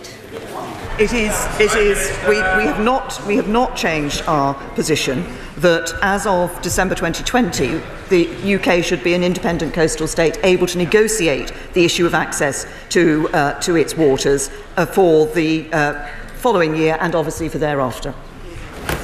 Stella Creasy. Thank you, Mr. Speaker.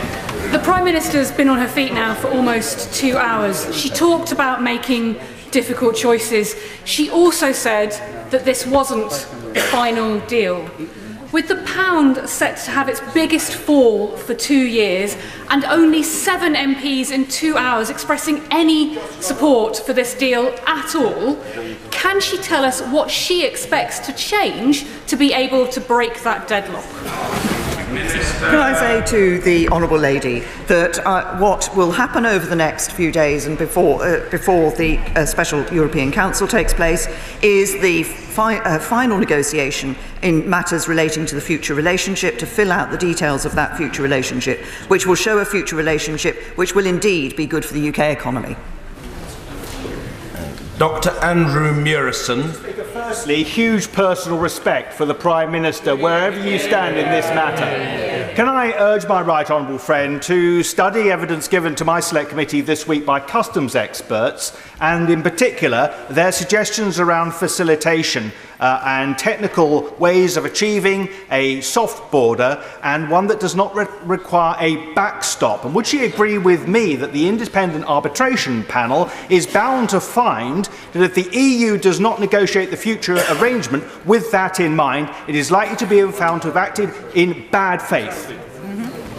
Well, indeed, and that is the point of the best endeavours and good faith references that there are within the document. I think crucial, and actually may I first say that this, I think, is the first opportunity I have in this chamber to say a heartfelt thank you to my honourable friend for the work he did for the commemorations of the armistice and the centenary of the First World War. I think he can be truly proud of all the events that took place. But he also referenced the issue of alternative arrangements for the border in Northern Ireland. One of the changes that have taken place recently that we got into the protocol, into the joint statement in relation to this backstop issue, is precisely this ability to look at alternative arrangements rather than just the binary choice of the future relationship coming into place or the backstop coming into place. We've of course got the extension of the implementation period as an option, but what is also important is that if the future framework is not in place, it is possible to have alternative arrangements for the border which satisfy the requirement we all have and the desire we all have to ensure that there's no hard border between Northern Ireland and Ireland. Mike Gapes. Mr. Speaker, at previous times in our history with national crises, we've come together on both sides of the House to resolve those crises. The Prime Minister has made clear that she will not support the extension of Article 50. She said we will be leaving the European Union regardless in March next year, and she's also ruled out a people's vote. Isn't it time she recognised reality and, after all her prodigious efforts, stood aside for someone else who could take this country forward in a united way? No.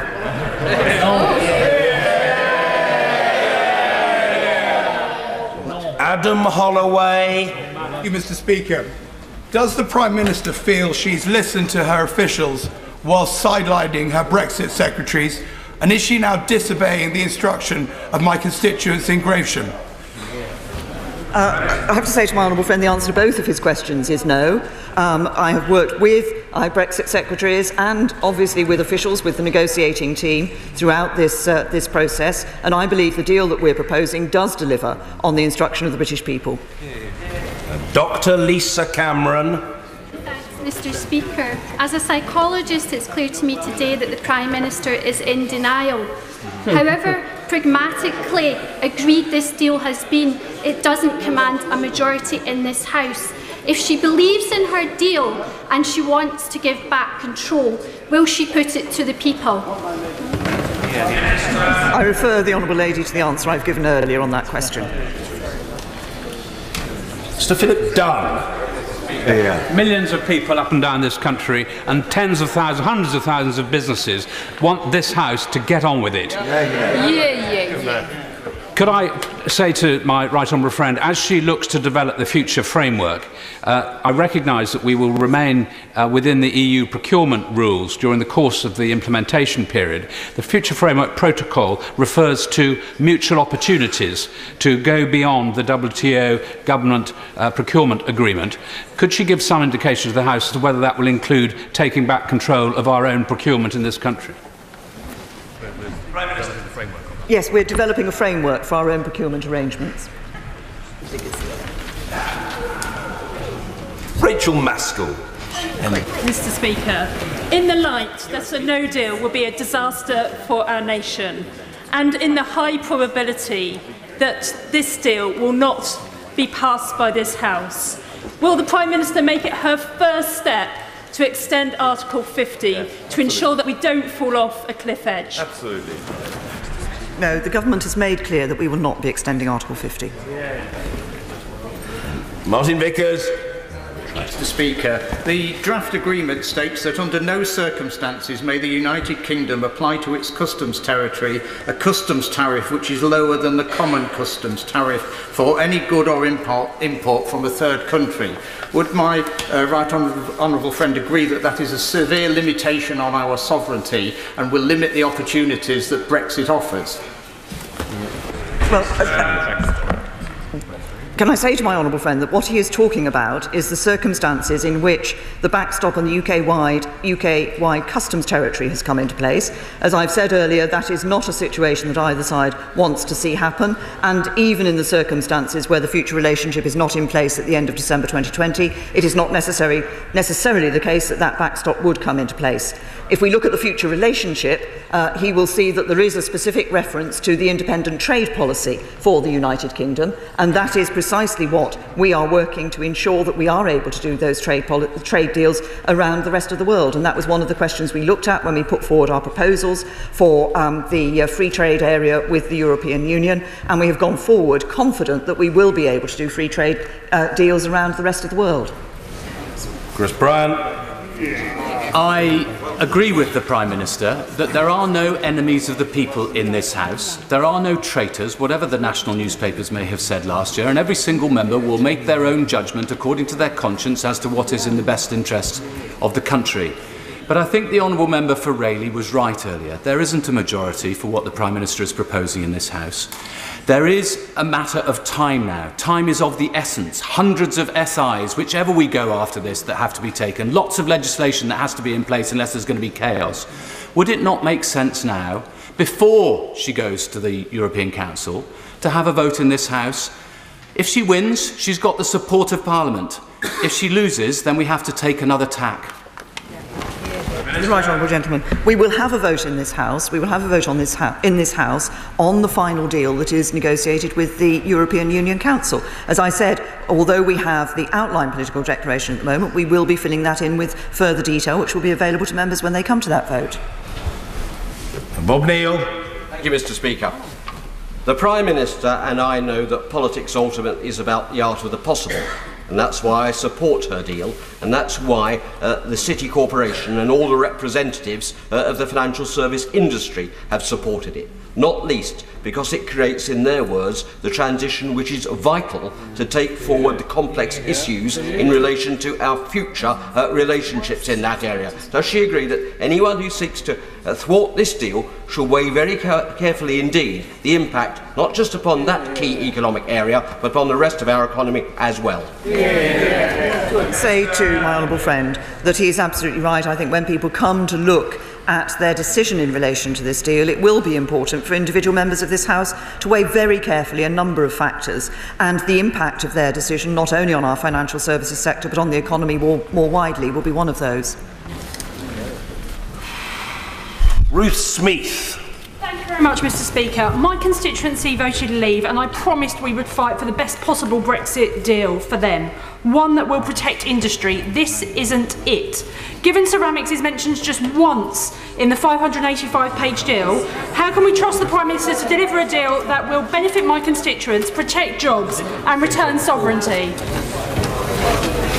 The deal that we have agreed, and particularly obviously the future relationship that we are working on to fill out the detail of, is precisely one that will be good for manufacturing industry across the United Kingdom. Maggie Throop. Taking back control of our borders was one of the big issues that my constituents voted on at the referendum and influenced their vote. Will my right honourable friend confirm that leaving the EU on the terms proposed will allow us to finally fully control our borders again? Yes, I'm happy to give that confirmation to my honourable friend.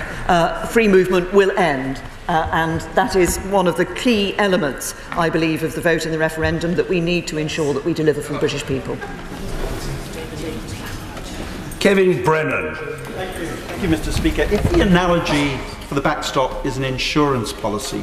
Anyone buying an insurance policy would want to know what the excess is on that policy. Is she seriously suggesting we should sign up for an insurance policy where we don't know how much the excess will cost?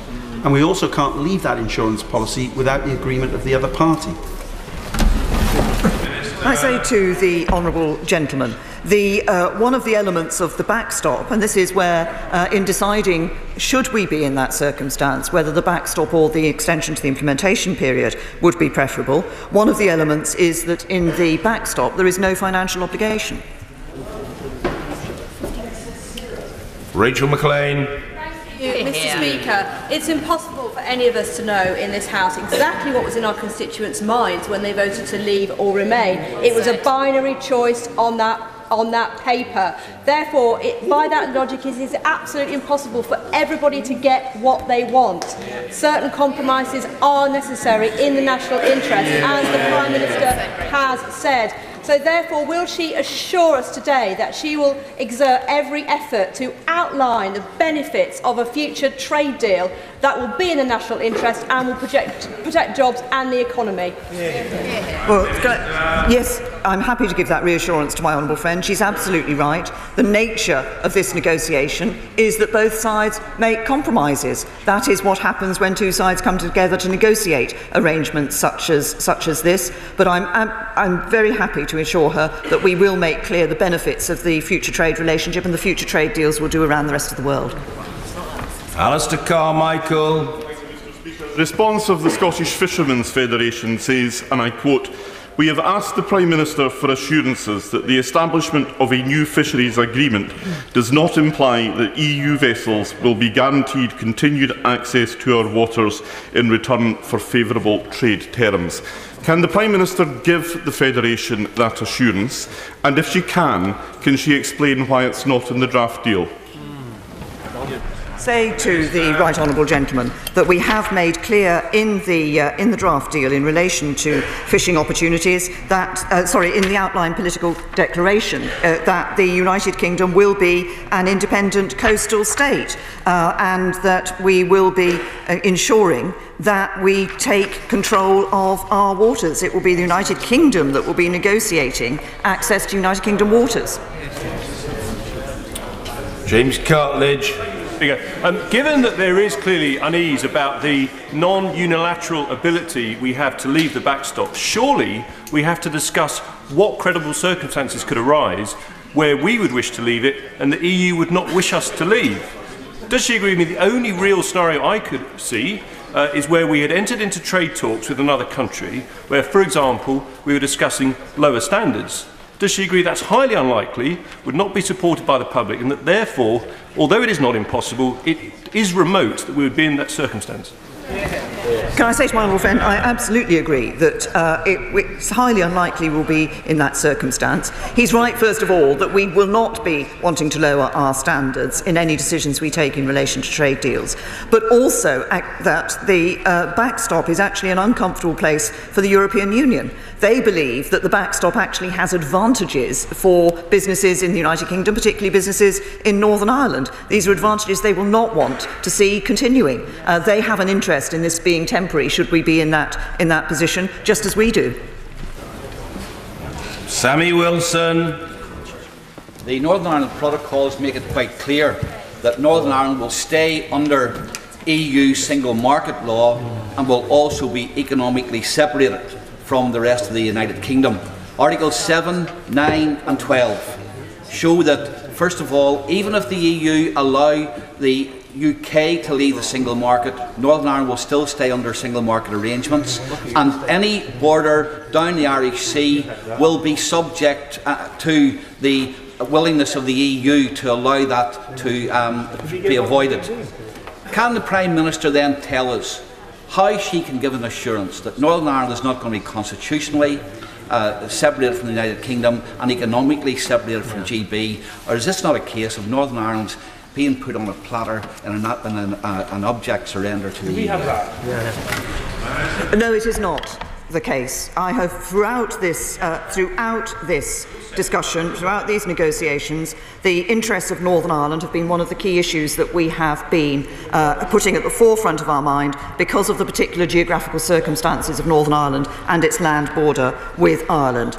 I say to the Honourable Gentleman, Northern Ireland will leave the single market with the whole of the United Kingdom.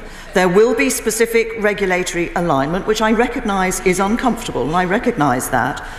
It will be in that portion of the single market a key, which relates to matters that ensure that a frictionless border can take place between Ireland and Northern Ireland. As he will know, there are already some regulatory differences between Great Britain and Northern Ireland. There is a question in the future that I know has raised a concern as to whether there will be regulatory divergence between Great Britain and Northern Ireland. It is possible for us, and we will make unilateral commitments to Northern Ireland in relation to that issue of, because we're talking about a temporary period of no regulatory divergence. The checks and controls actually relate to the degree of regulatory divergence. So if there is no regulatory divergence, then obviously that has an impact on reducing the necessity for any checks and controls. And crucially, we also wanted to make sure, the EU wanted to say that they would determine whether a good that was developed or was produced in Birmingham could be sold in Belfast. We were very clear the EU could not determine that in the future. It will be the UK government that makes those determinations. Helen Whately. Thank you, Mr. Speaker. As I stand here, I think hard about what this means for my constituents. Many who voted passionately to leave, but many others who are worried about the impact of leaving on their livelihoods. Can I thank my right honourable friend for all the work she is doing to reconcile those two positions in a workable Brexit. But as a Kent MP, I have a particular interest in avoiding delays at the border at Dover so we don't get gridlock in Kent. Could my right honourable friend say more about the progress made in the future relationship plans for our trade in goods? I first of all say to my honourable friend that I thank her for the comment that she made and the recognition that, of course, by definition, in looking at these issues, there will be compromise. There are people who voted, obviously, on both sides of this argument when the Brexit vote came. I think the overwhelming view of the British people now is to see the government getting on and delivering Brexit for the British people. She asked specifically about goods. We have expressly, within the outline political declaration, and we will be fleshing this out in the future framework, full future framework document, put at a key element at the forefront of our thinking is the need to ensure that we can have that continuing good trading relationship with that good transfer, that seamless transfer of goods across borders. Gareth Snell. Thank you very much, Mr. Speaker. Mr. Speaker, I've been very clear that my constituents voted to leave the European Union, and the only way that we can do that smoothly is leaving with a deal. However, it is clear from the speeches that have been made in this House today that the Prime Minister's deal does not have a majority. She has also ruled out Article 50, and she has also said that she would not support a second referendum, and I do not believe a majority exists for that in this place anyway. But I hope, like me, the Prime Minister realises that no deal would be a catastrophe. So could I ask her to outline her contingency between this deal failing and preventing a no-deal Brexit on the 29th of March? The decision about this deal will be one that will come before this House in the meaningful vote, and every member will have the opportunity to exercise their vote according to their conscience and according to the need to deliver for the British people, consideration of the impact that the decision they take will have on the futures of their constituents. Simon Hoare. Mr. Speaker, I hope my right honourable friend would agree with me that we would be extremely unwise to sacrifice the good on the altar of theological perfection.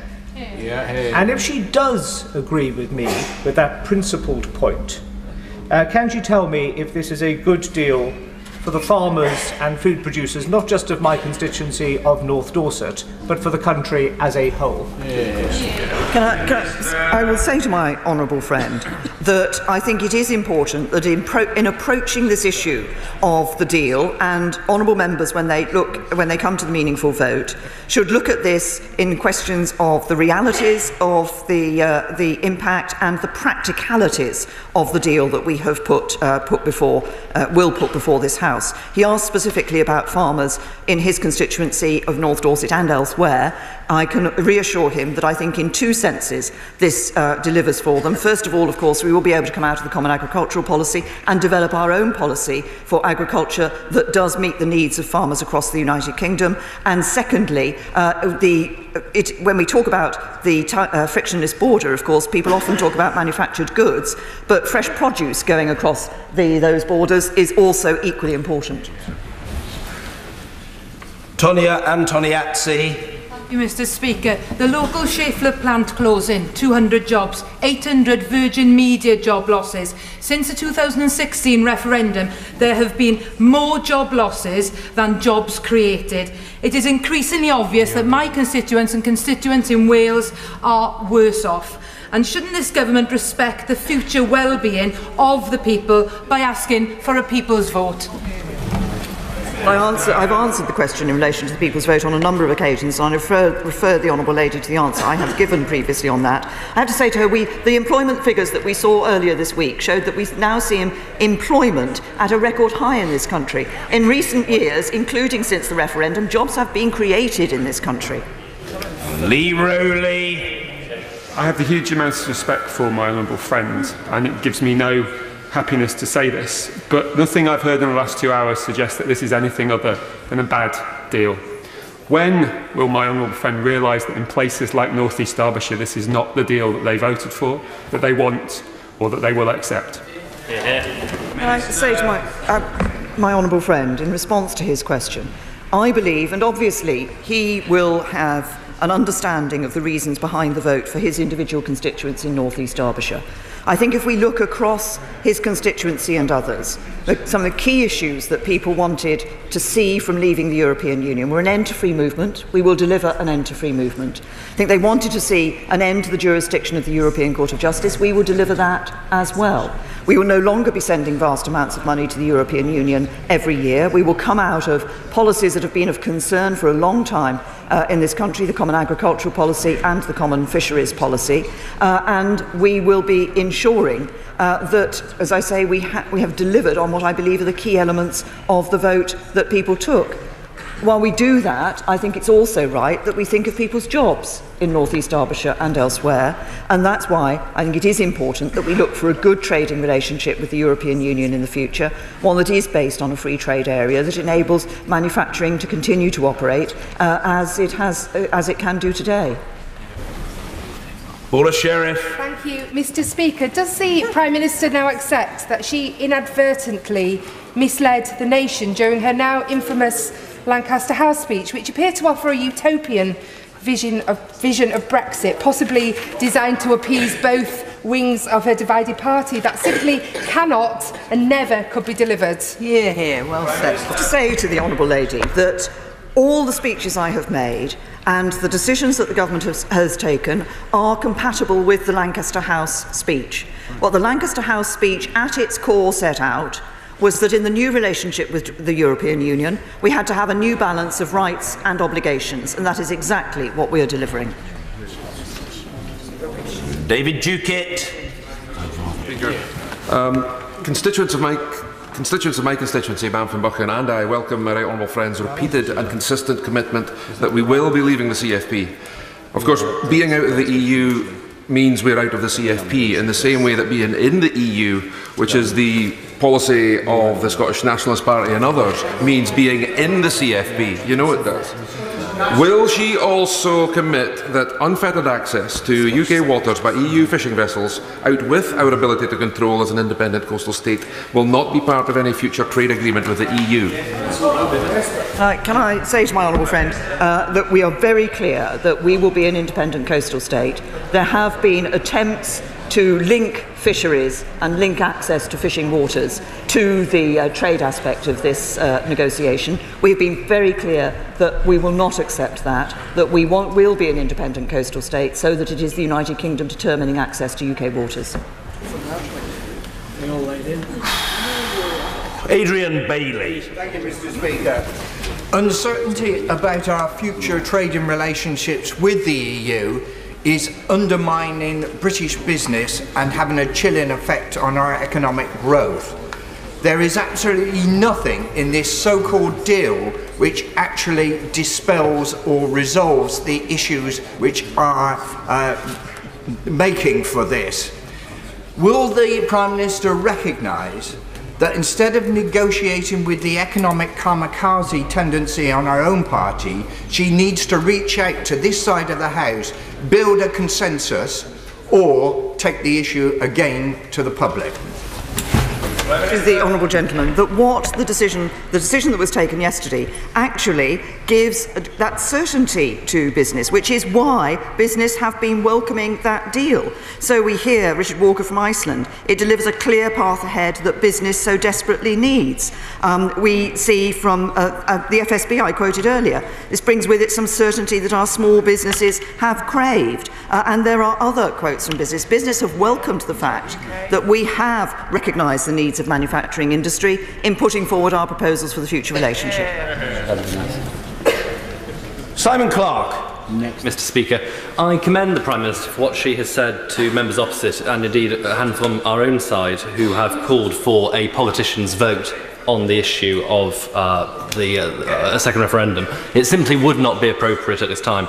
However, it must be said that her words that no deal is better than a bad deal are the words which govern my position today. I cannot support that deal. Does she appreciate that for many of us she has placed us in a simply impossible position where our loyalty to her and to our party is set against our loyalty to our constituents?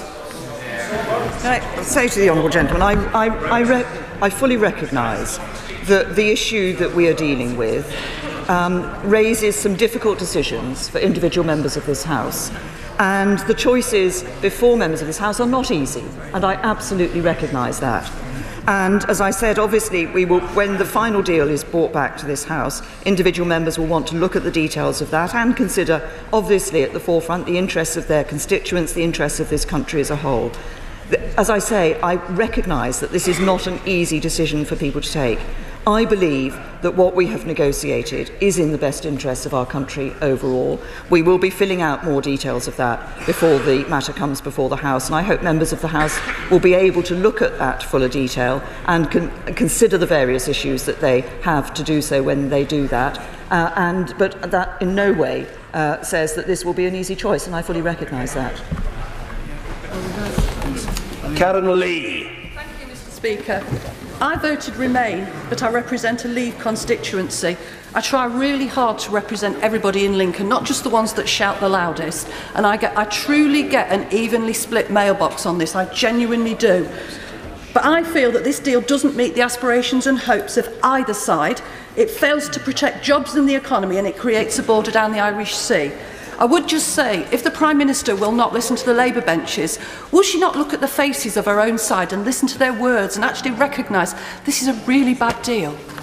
Prime Minister. To the honourable lady, this deal does not create a border down the Irish Sea, and this deal does take the future relationship, the outline political declaration, does take the interests of people's jobs into account in ensuring that we are negotiating a free trade area that will enable that good trade relationship to maintain with the European Union, which enables jobs to be not just maintained here in the UK, but created here in the UK. Colin Clark. Speaker, is the Prime Minister clear how committed her loyal Scottish Conservative colleagues are to fishing and the Union? Yes, I'm very clear, and indeed I would say to my honourable friend that I think he and our Scottish colleagues on the Conservative benches are an admirable contrast to the SNP, who are committed to neither fishing nor the Union. Pete Wishart. In the last few months, the Prime Minister has lost about a quarter of her cabinet, with more resignations to follow. As we've seen, her dead-on-arrival deal has been trashed by large sections of her backbench, and there are apparently letters winging their way to the Honourable Member for Antrim and Sale.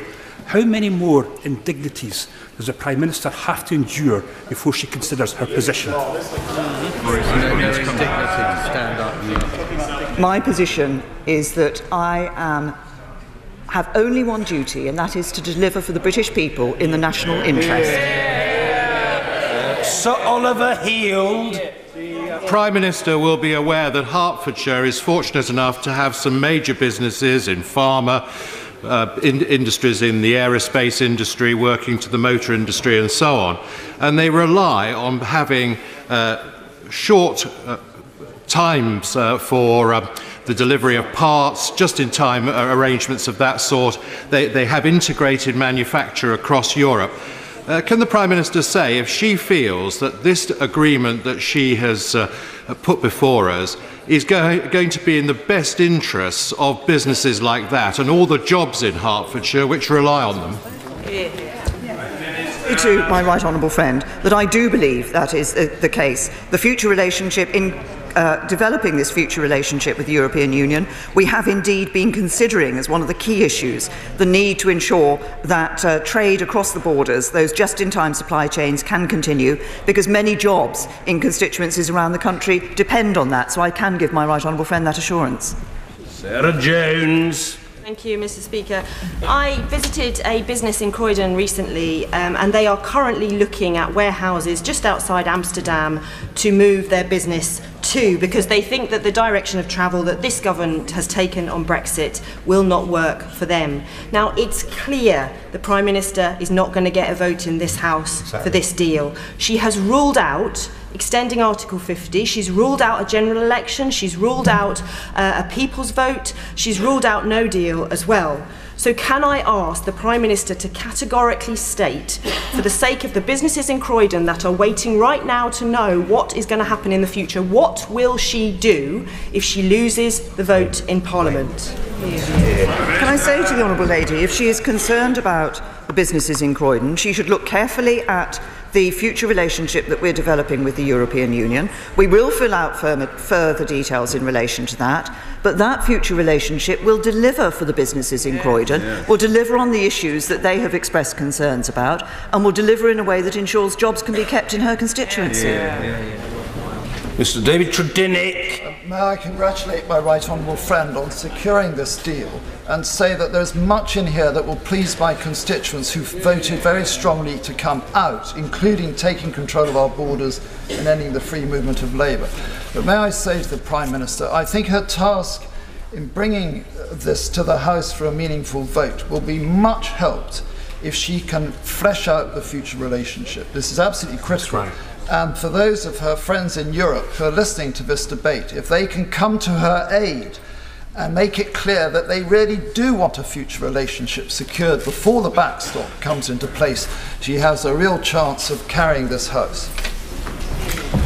Thank my honourable friend for his comments, and I can give him the reassurance that I will be filling out the detail. We will be in the negotiations in the coming days, filling out the detail of that future framework, so that when the House comes to take that meaningful vote, they will be able to have a better understanding of the nature of the future relationship, which is one, as I say, that I believe will be able to deliver for industry across the country, for agriculture, for fishing, and indeed deliver on our security.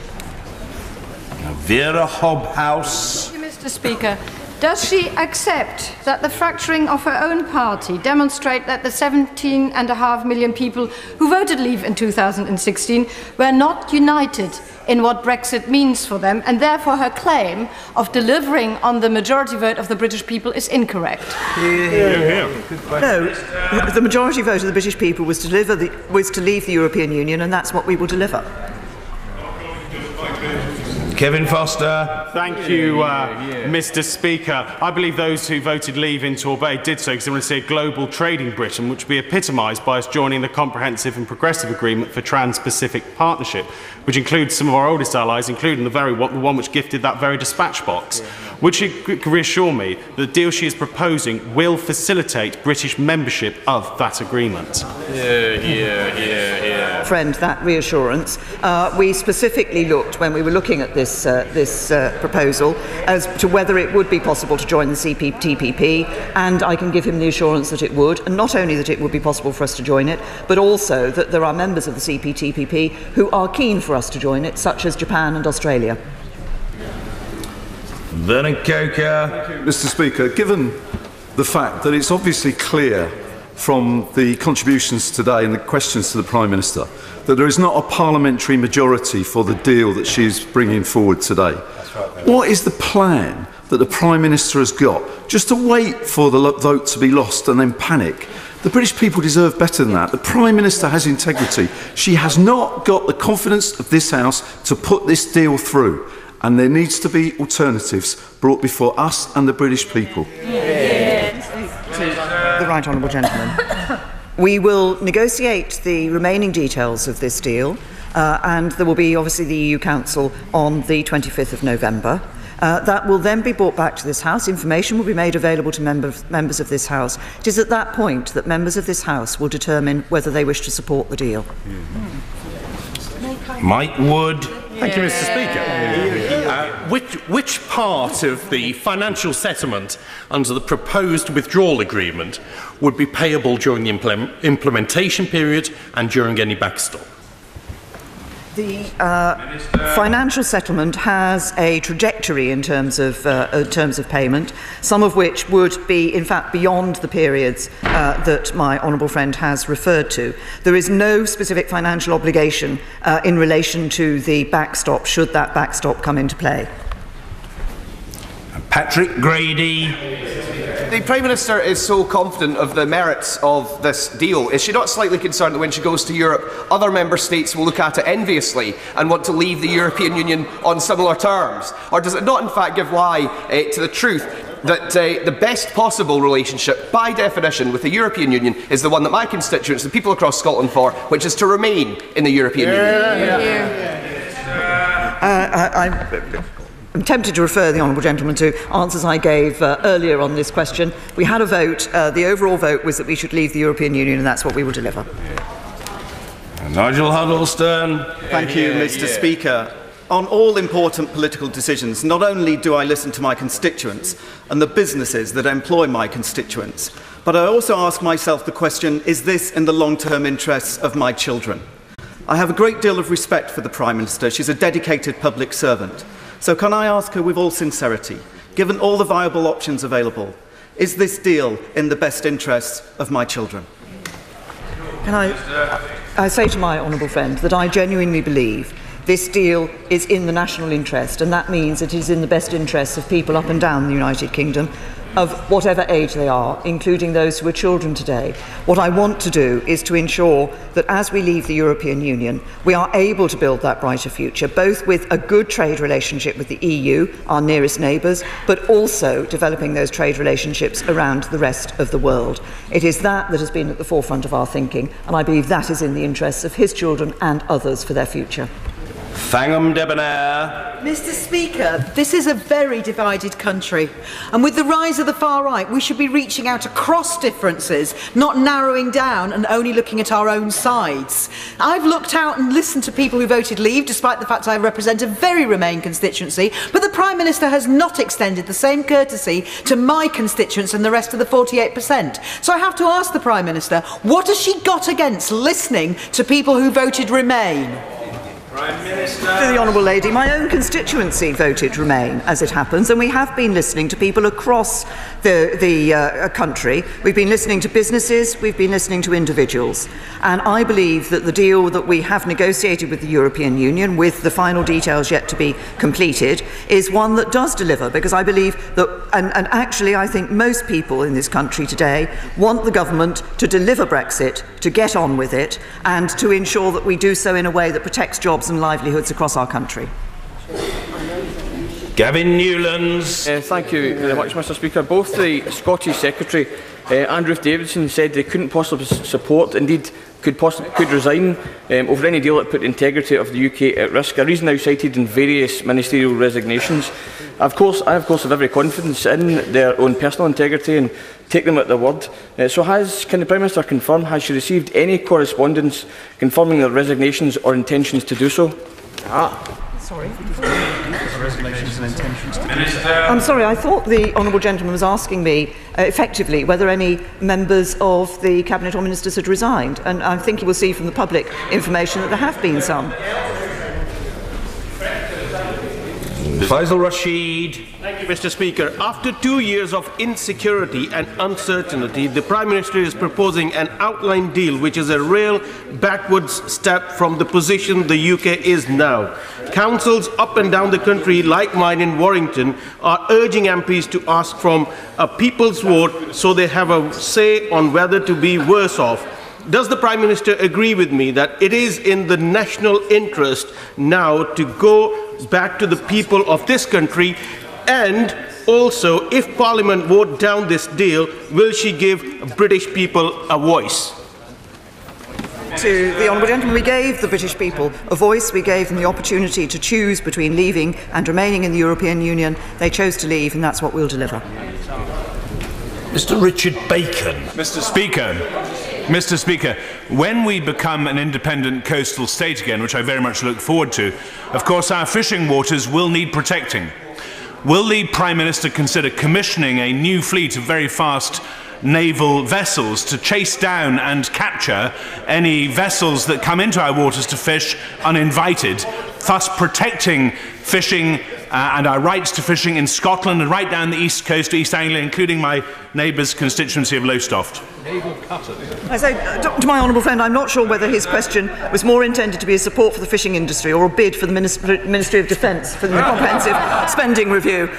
We will be ensuring that we can operate as an independent coastal state and protect the interests of our fishing industry. Bambos Charalambos. Many people think that this is a bad deal, has little support in the House and has got very little chance of passing. So can I ask the Prime Minister to tell me what safeguards there are for UK and EU citizens in the event of a no-deal Brexit?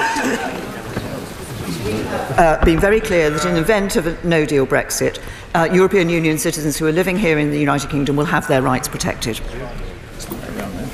Thanks. Thank you. Stuart Malcolm MacDonald. When is the next general election? 2022. Tanmanjeet Singh Desi. Thank you very much, Mr. Speaker. This government's fudged, botched Brexit deal is the worst of both worlds for both Leave and Remain. Does the Prime Minister not agree that whilst we have given the government 2 years to make a complete dog's breakfast of Brexit negotiations and still not be in a position to command a majority in this House, it is now high time to end this charade, to waste no further time, to have a meaningful vote and for us to take back control in this House? There will be a meaningful vote. There will be a meaningful vote on the final deal as it is agreed with the European Union. Jim Shannon. Speaker, I stand here, Mr. Speaker, with a heavy heart and great sadness. And does the Prime Minister, or will the Prime Minister recollect the biblical story of Jacob and Esau, where Esau sold his birthright for a bowl of pottage? Does the Prime Minister see the similarity that she is attempting to see my children and grandchildren's birthright and constituents' right to be British and for a despicable and shoddy deal? As Rudyard Kipling said, before our emperor's eyes, the traitor claims his price, what needed for their lives, we are the sacrifice. Prime Minister, we will not be your sacrifice and will not agree to give the backstop control to the EU or to the Republic of Ireland over Northern Ireland. Never. Honourable gentleman, I very much respect the honourable gentleman, and I respect the concerns that he has shown in relation to this issue of the backstop. We are not, while respecting him, I do reject the description that he has given of what is being done in relation to this deal. As I've said earlier, it is clear that it is necessary to have a withdrawal agreement, and in that withdrawal agreement to have this insurance policy. There are various ways in which that insurance policy can be exercised, and it is my certainly firm hope and my intent in everything that we work and do to ensure that the backstop does not need to be put into practice. Chris Stevens. The Prime Minister will be aware there are 27 million UK citizens with who hold a European health insurance card. So can I ask, and after December 2020, what will be the status of the European health insurance card as it applies to UK citizens, or will it be redundant after January 2021? Can I say to the honourable gentleman, I will perhaps write to him with specifics on the health card, because that is an issue that has been negotiated in relation to the period to December 2020. I think the question of any reciprocal rights in relation to healthcare is a matter that is still to be negotiated for the future relationship, but I will write to him with more detail. Chris Elmore. Thank you, Mr. Speaker. The Prime Minister has been asked time and time again this question, but I'll try again. She is heard across the House there is no support for her deal. She will not call a general election. She won't support a people's vote. She won't extend Article 50. And her threat is her deal or no deal. So can she confirm that if the House doesn't support her deal, she will push us off the no-deal cliff edge? As I have said in response to others, when the House comes to look at this deal, it will be for every member of this House to consider not only the duty to ensure that we deliver on the vote of the British people, but also to consider the long-term interests of their constituents. Kirsty Blackman. Thank you, Mr. Speaker. Mr. Speaker, the Prime Minister hasn't explained what in the national interest actually means. So can she tell us, compared to remaining in the EU, how many extra jobs she believes will be created, how much faster our GDP will grow, and how much better off will each family be? Can I say to the honourable lady, just to give her an example of one of the issues that she raised, if she looked at the report that the OBR produced at the time of the budget, well understanding that we were leaving the European Union, they said that over the next few years 800,000 more jobs will be created. Ian C. Lucas. Mr. Speaker, on Northern Ireland, in the protocol, paragraph 4 of the agreement contains the following extraordinary statement: the parties should use their best endeavours to seek to facilitate trade between Great Britain and Northern Ireland. What assurance does that give to this House about the integrity of the United Kingdom?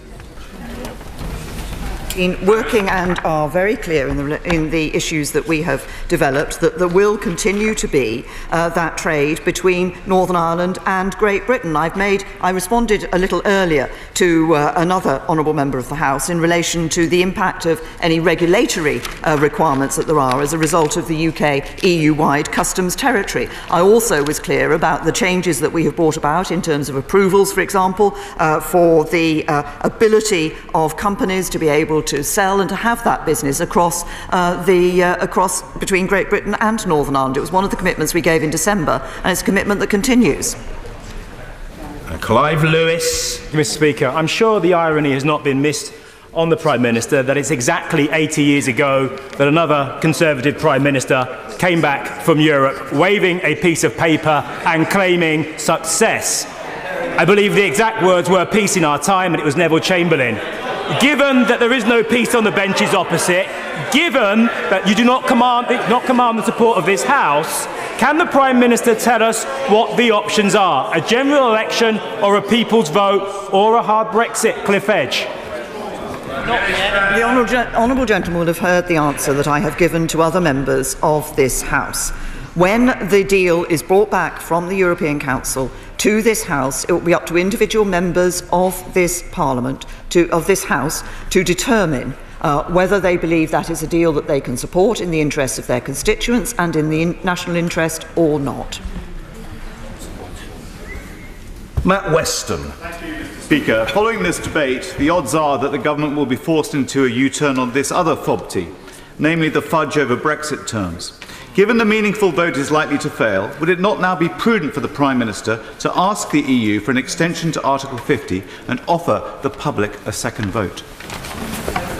Gentlemen, to answers I've given earlier to both of those questions. Albert Owen. Speaker. Prime Minister, we all understand the importance of the Belfast Agreement. But these special arrangements for one part of the United Kingdom, that is Northern Ireland, will have an impact on the rest of the United Kingdom, including seaports on the western seaboard, because it will create a de facto line across the Irish Sea. So can I ask her, because she has managed one thing today, Mr. Speaker, and that's to unite the DUP, my party, and sections of her own party on this issue. So can I ask her to go back to Brussels? This isn't a final agreement.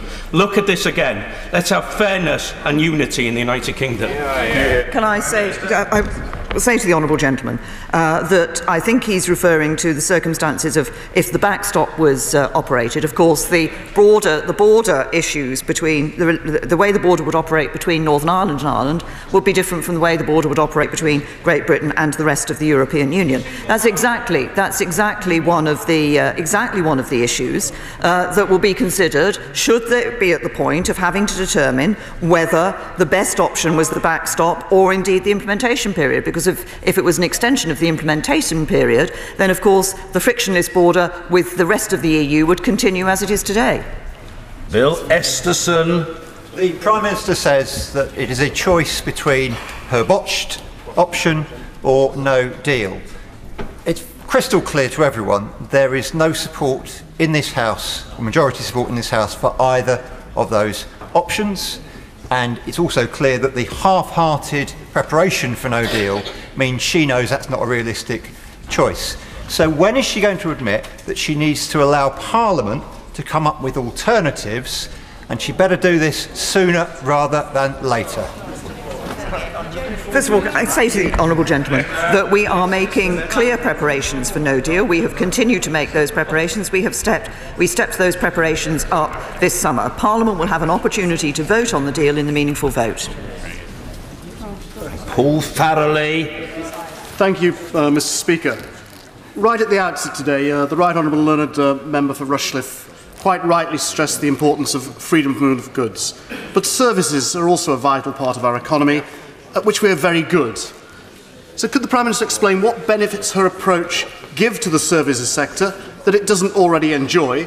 And importantly, what influence would it give in the future, after transition, on the future development of the single market, including the digital single market?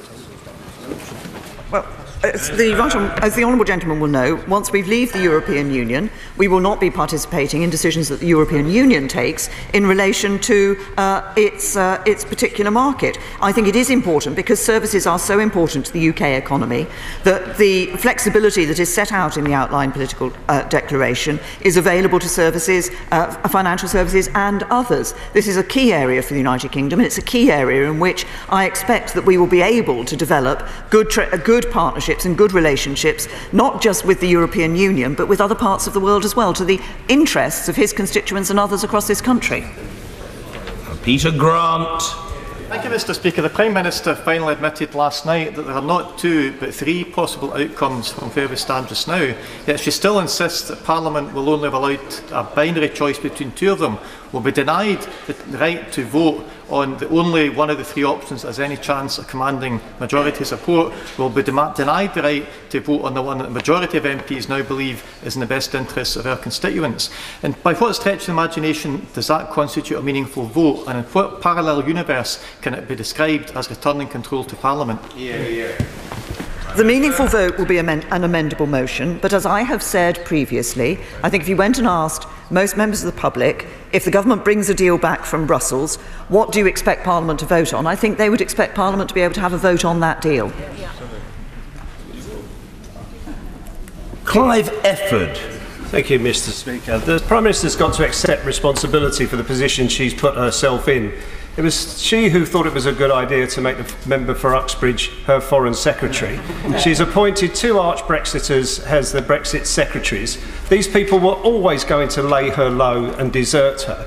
So she's now left with no majority for her position in the House. So surely she has to hold a vote in this House to get an indicative position of the House of Commons on this deal before she goes to a summit at the end of this month, so she can honestly represent the views of this House on the deal that she has negotiated.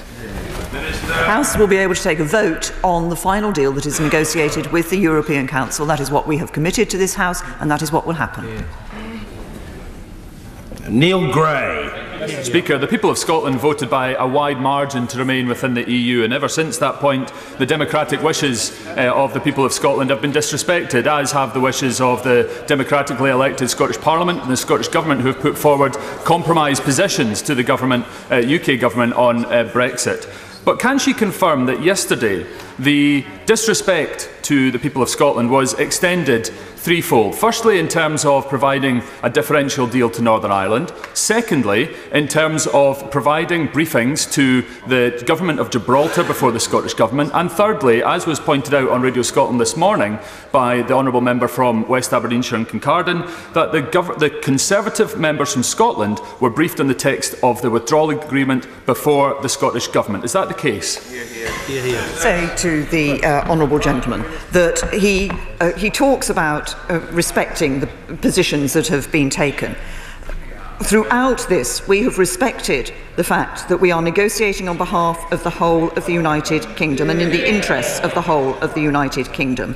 And we have continued to do that and will continue to do that. And Scotland, of course, is part of the United Kingdom.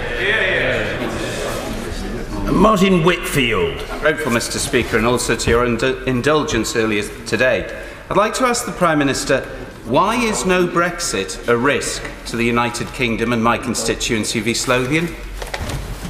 I have to say, the people of this country voted to leave the European Union. I believe it is in their interests and the duty of this Parliament to deliver it. What I said was a risk of no Brexit at all taking place, and as a number of members across this House from those opposition benches have said that they would prefer to keep us in the European Union. I disagree. The British people voted to leave, and we will leave. Alex Norris. Speaker, my primary concern through this process has been jobs in my community, and nobody knows more about negotiating for jobs than our nation's trade unions that represent millions and millions of working people. Since this deal's been struck, has the Prime Minister spoken to our unions or their representatives, and if not, what day will she do so? Can I assure the honourable gentleman that the interests of trade unions and the interests of businesses have been taken into account in the work that has been done. There has been interaction with trade unions. There is from my right honourable friend, the Secretary of State for Business, Energy and Industrial Strategy. Annalisa Dodds. Much, Mr. Speaker. I'm going to ask a very specific question, and I would like a specific answer. The statement of intent for the EU settlement scheme said those applying will not be required to show that they meet all the requirements of current free movement rules. That's been contradicted by the latest set of immigration regulations. From my reading, this agreement is ambiguous on that point. So can she indicate whether, as she promised, it will be possible for people to get settled status where they can prove they've been resident and can pass a criminality check, but they might not be able, through no fault of their own, to prove that they've been exercising their EEA treaty rights? I think I heard the honourable lady say that the regulations were ambiguous, and therefore, but she claimed that ambiguity necessarily contradicted what had been said previously. In the interests of making sure that the honourable lady gets as accurate a reply as possible, I will write to her on this matter. Darren Jones. Thank you, Mr. Speaker. There are a number of simple truths amongst the political noise. Firstly, Brexit is bad for Britain. Secondly, that the Prime Minister's proposal has no majority in this House. And thirdly, that on the future relationship, the thing that all of my constituents wish to know about, regardless of their view on Brexit, is a 7-page wish list and nothing else. The Prime Minister said today that she'll bring further details to the House, but can she confirm how long we will have as a House and Select Committees and as constituency MPs in conversation with our constituents to fully understand the consequences of her future proposal between the UK and the EU? We will be ensuring that Parliament, before it takes the meaningful vote, is able to see both the future framework as it is developed in greater detail than it is at the moment in the outline political declaration, together with, as I've indicated earlier, the various forms of analysis that the government has committed to. Paul Sweeney. Given that her own Scottish Tory MPs no longer have confidence in her Secretary of State for Scotland, who has been trampled over on fisheries and on the Irish backstop and couldn't even turn up today, how can the Prime Minister seriously suggest that this deal offers anything other than undermining the integrity of the United Kingdom? Confirm the integrity, and his portrayal of the position of the Secretary of State for Scotland is completely wrong. The Secretary of State for Scotland is doing an excellent job, together with my Conservative colleagues, Scottish Conservative colleagues on these benches, in defending the interests of Scotland, and in doing so in a rather better way than the SNP. Luke Graham. Thank you very much, Mr. Speaker. Just to come back on the honourable gentleman's comment there, to be very clear, the Secretary of State hasn't had a red line crossed. My honourable friend, and I hope she will affirm again, that we will negotiate fishing as an independent coastal state in 2020. And furthermore, Scotland has been respected, and it is being respected by consulting Scottish MPs in this House, as is appropriate. Hear, hear. Thank you. I thank my honourable friend for pointing that out, and I'm clear to confirm the commitments I gave earlier about the position of the United Kingdom as an independent coastal state. Brendan O'Hara. Mr. Speaker, given the absence of the lesser spotted Secretary of State for Scotland in the last 48 hours, could the Prime Minister take this opportunity to explain to those living in my already economically fragile Argyll and Bute constituency exactly why her deal puts them at a competitive disadvantage to their very close neighbours in Northern Ireland? Here, here. The Scottish SNP members have, on a number of occasions now, referred to the issue of Northern Ireland in relation to Scotland and this deal. Northern Ireland has a particular set of circumstances that do not... Oh, the honourable gentleman says, oh, and we do not. No, you do not. No, this is really the height of discourtesy. The Prime Minister is answering the question and must be heard. The question's just been asked, the Prime Minister's answering it, and the honourable gentleman is jabbering away from a sedentary position to no obvious benefit or purpose. The Prime Minister. Mr. Speaker, I think the honourable gentleman was raising a sort of suggestion that actually Scotland was in the same position as Northern Ireland. Of course it's not. It doesn't have a land border with a country that's going to be within the European Union. Ruth Cadbury. Thank you, Mr. Speaker. This deal is far worse for our young people than the deal they currently have with our membership of the EU.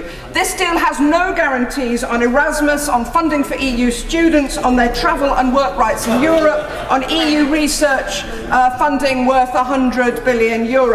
When the future of millions of young people are at stake, doesn't she agree that it's time to let them vote for their future with a people's vote, particularly for those young people who didn't get a vote last time because they weren't old enough? There are references in what we have agreed in relation to some of the matters that she has set forward, but this is a deal which is about the future of this country. It is about... Oh, she's holding up the withdrawal agreement. The withdrawal agreement actually is about our withdrawal from the European Union. It is not about our future relationship. The matters she referred to are about our future relationship. Ian Murray. Thank you, Mr. Speaker. Can the Prime Minister look at my constituents in the eye and guarantee that this withdrawal agreement will put them in a better position than which they currently enjoy as a member of the European Union, and promise to them that not one of my constituents will be a penny worse off as a result of this agreement?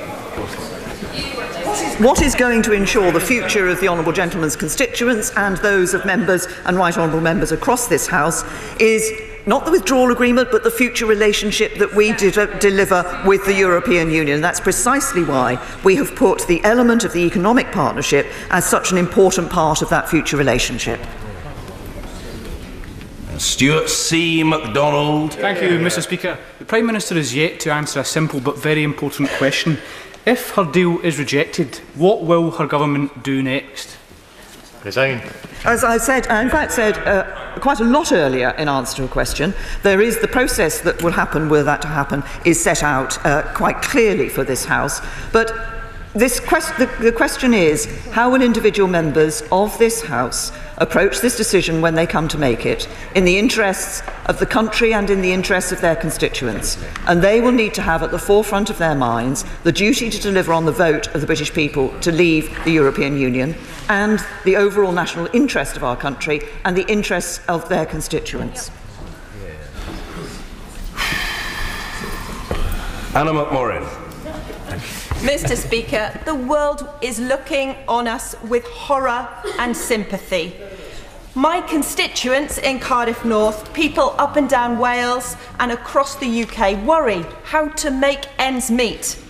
They know now that Brexit is bad for Britain. Can the Prime Minister tell my constituents exactly how this deal will make them better off than they are now?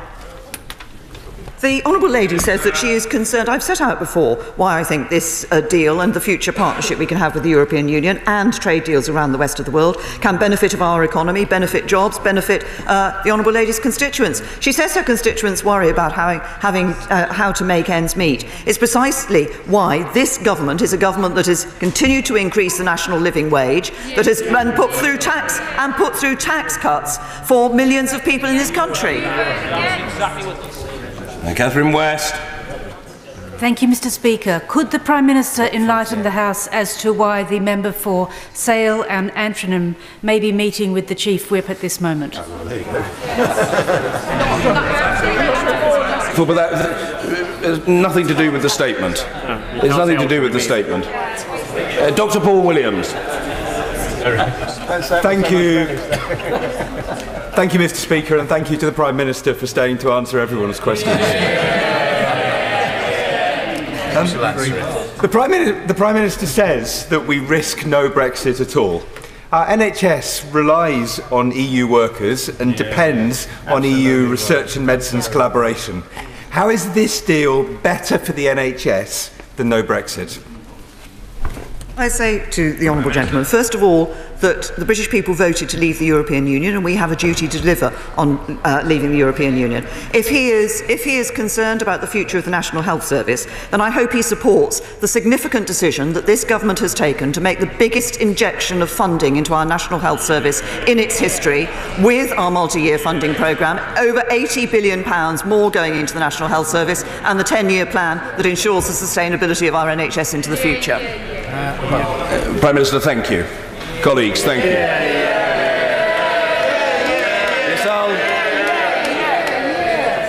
order. I'll take the honourable gentleman's point of order. It's material to what we've been discussing, but I do then wish to proceed, thank you, to the business statement. Point of order, Mr. Neil Gray.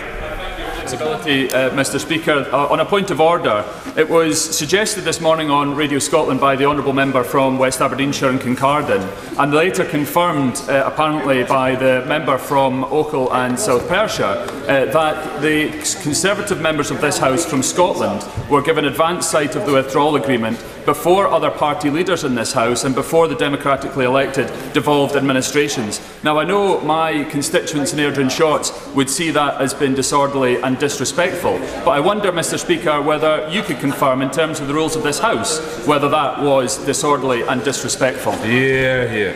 Certainly nothing to do with the rules of the House.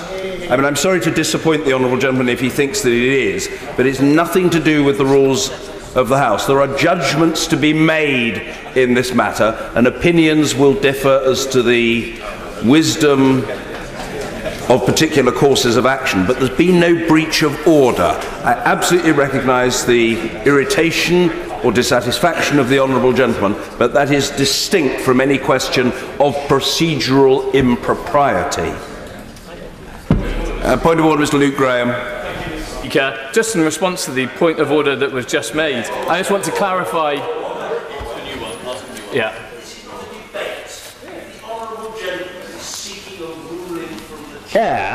He can raise a point of order. If he just wants to have a tit for tat with another honourable member, that is not a proper use of a point of order. He wanted a tit for tat. No. Oh, he wants a ruling. Very good. Point of order, Mr. Luke Graham. Mr. Speaker, to I would look for your ruling and advice and clarification on how to make sure the record is read correctly in relation to a point that was made in the House earlier today regarding the point that was made by members on this side of the House, by Scottish Conservatives, in looking at government text before it had been released to other MPs. In the previous statement, I had mentioned about the right honourable friend, the Prime Minister, engaging Scottish MPs, but as Hansard, I'm sure, will reflect, it was about in relation to this statement this morning and not any other preview of other text. How can I clarify this, Mr. Speaker?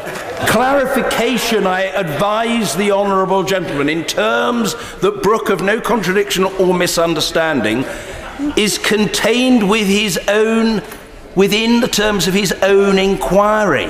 Because as the honourable gentleman has just emphasised, statements were made earlier during the course of exchanges. Because those statements were made, they will be recorded in the official report.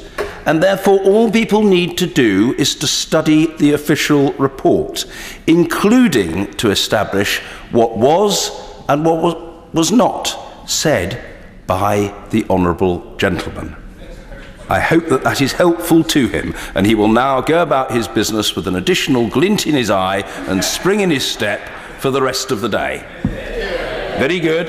If there are no further points of order... C-SPAN, where history unfolds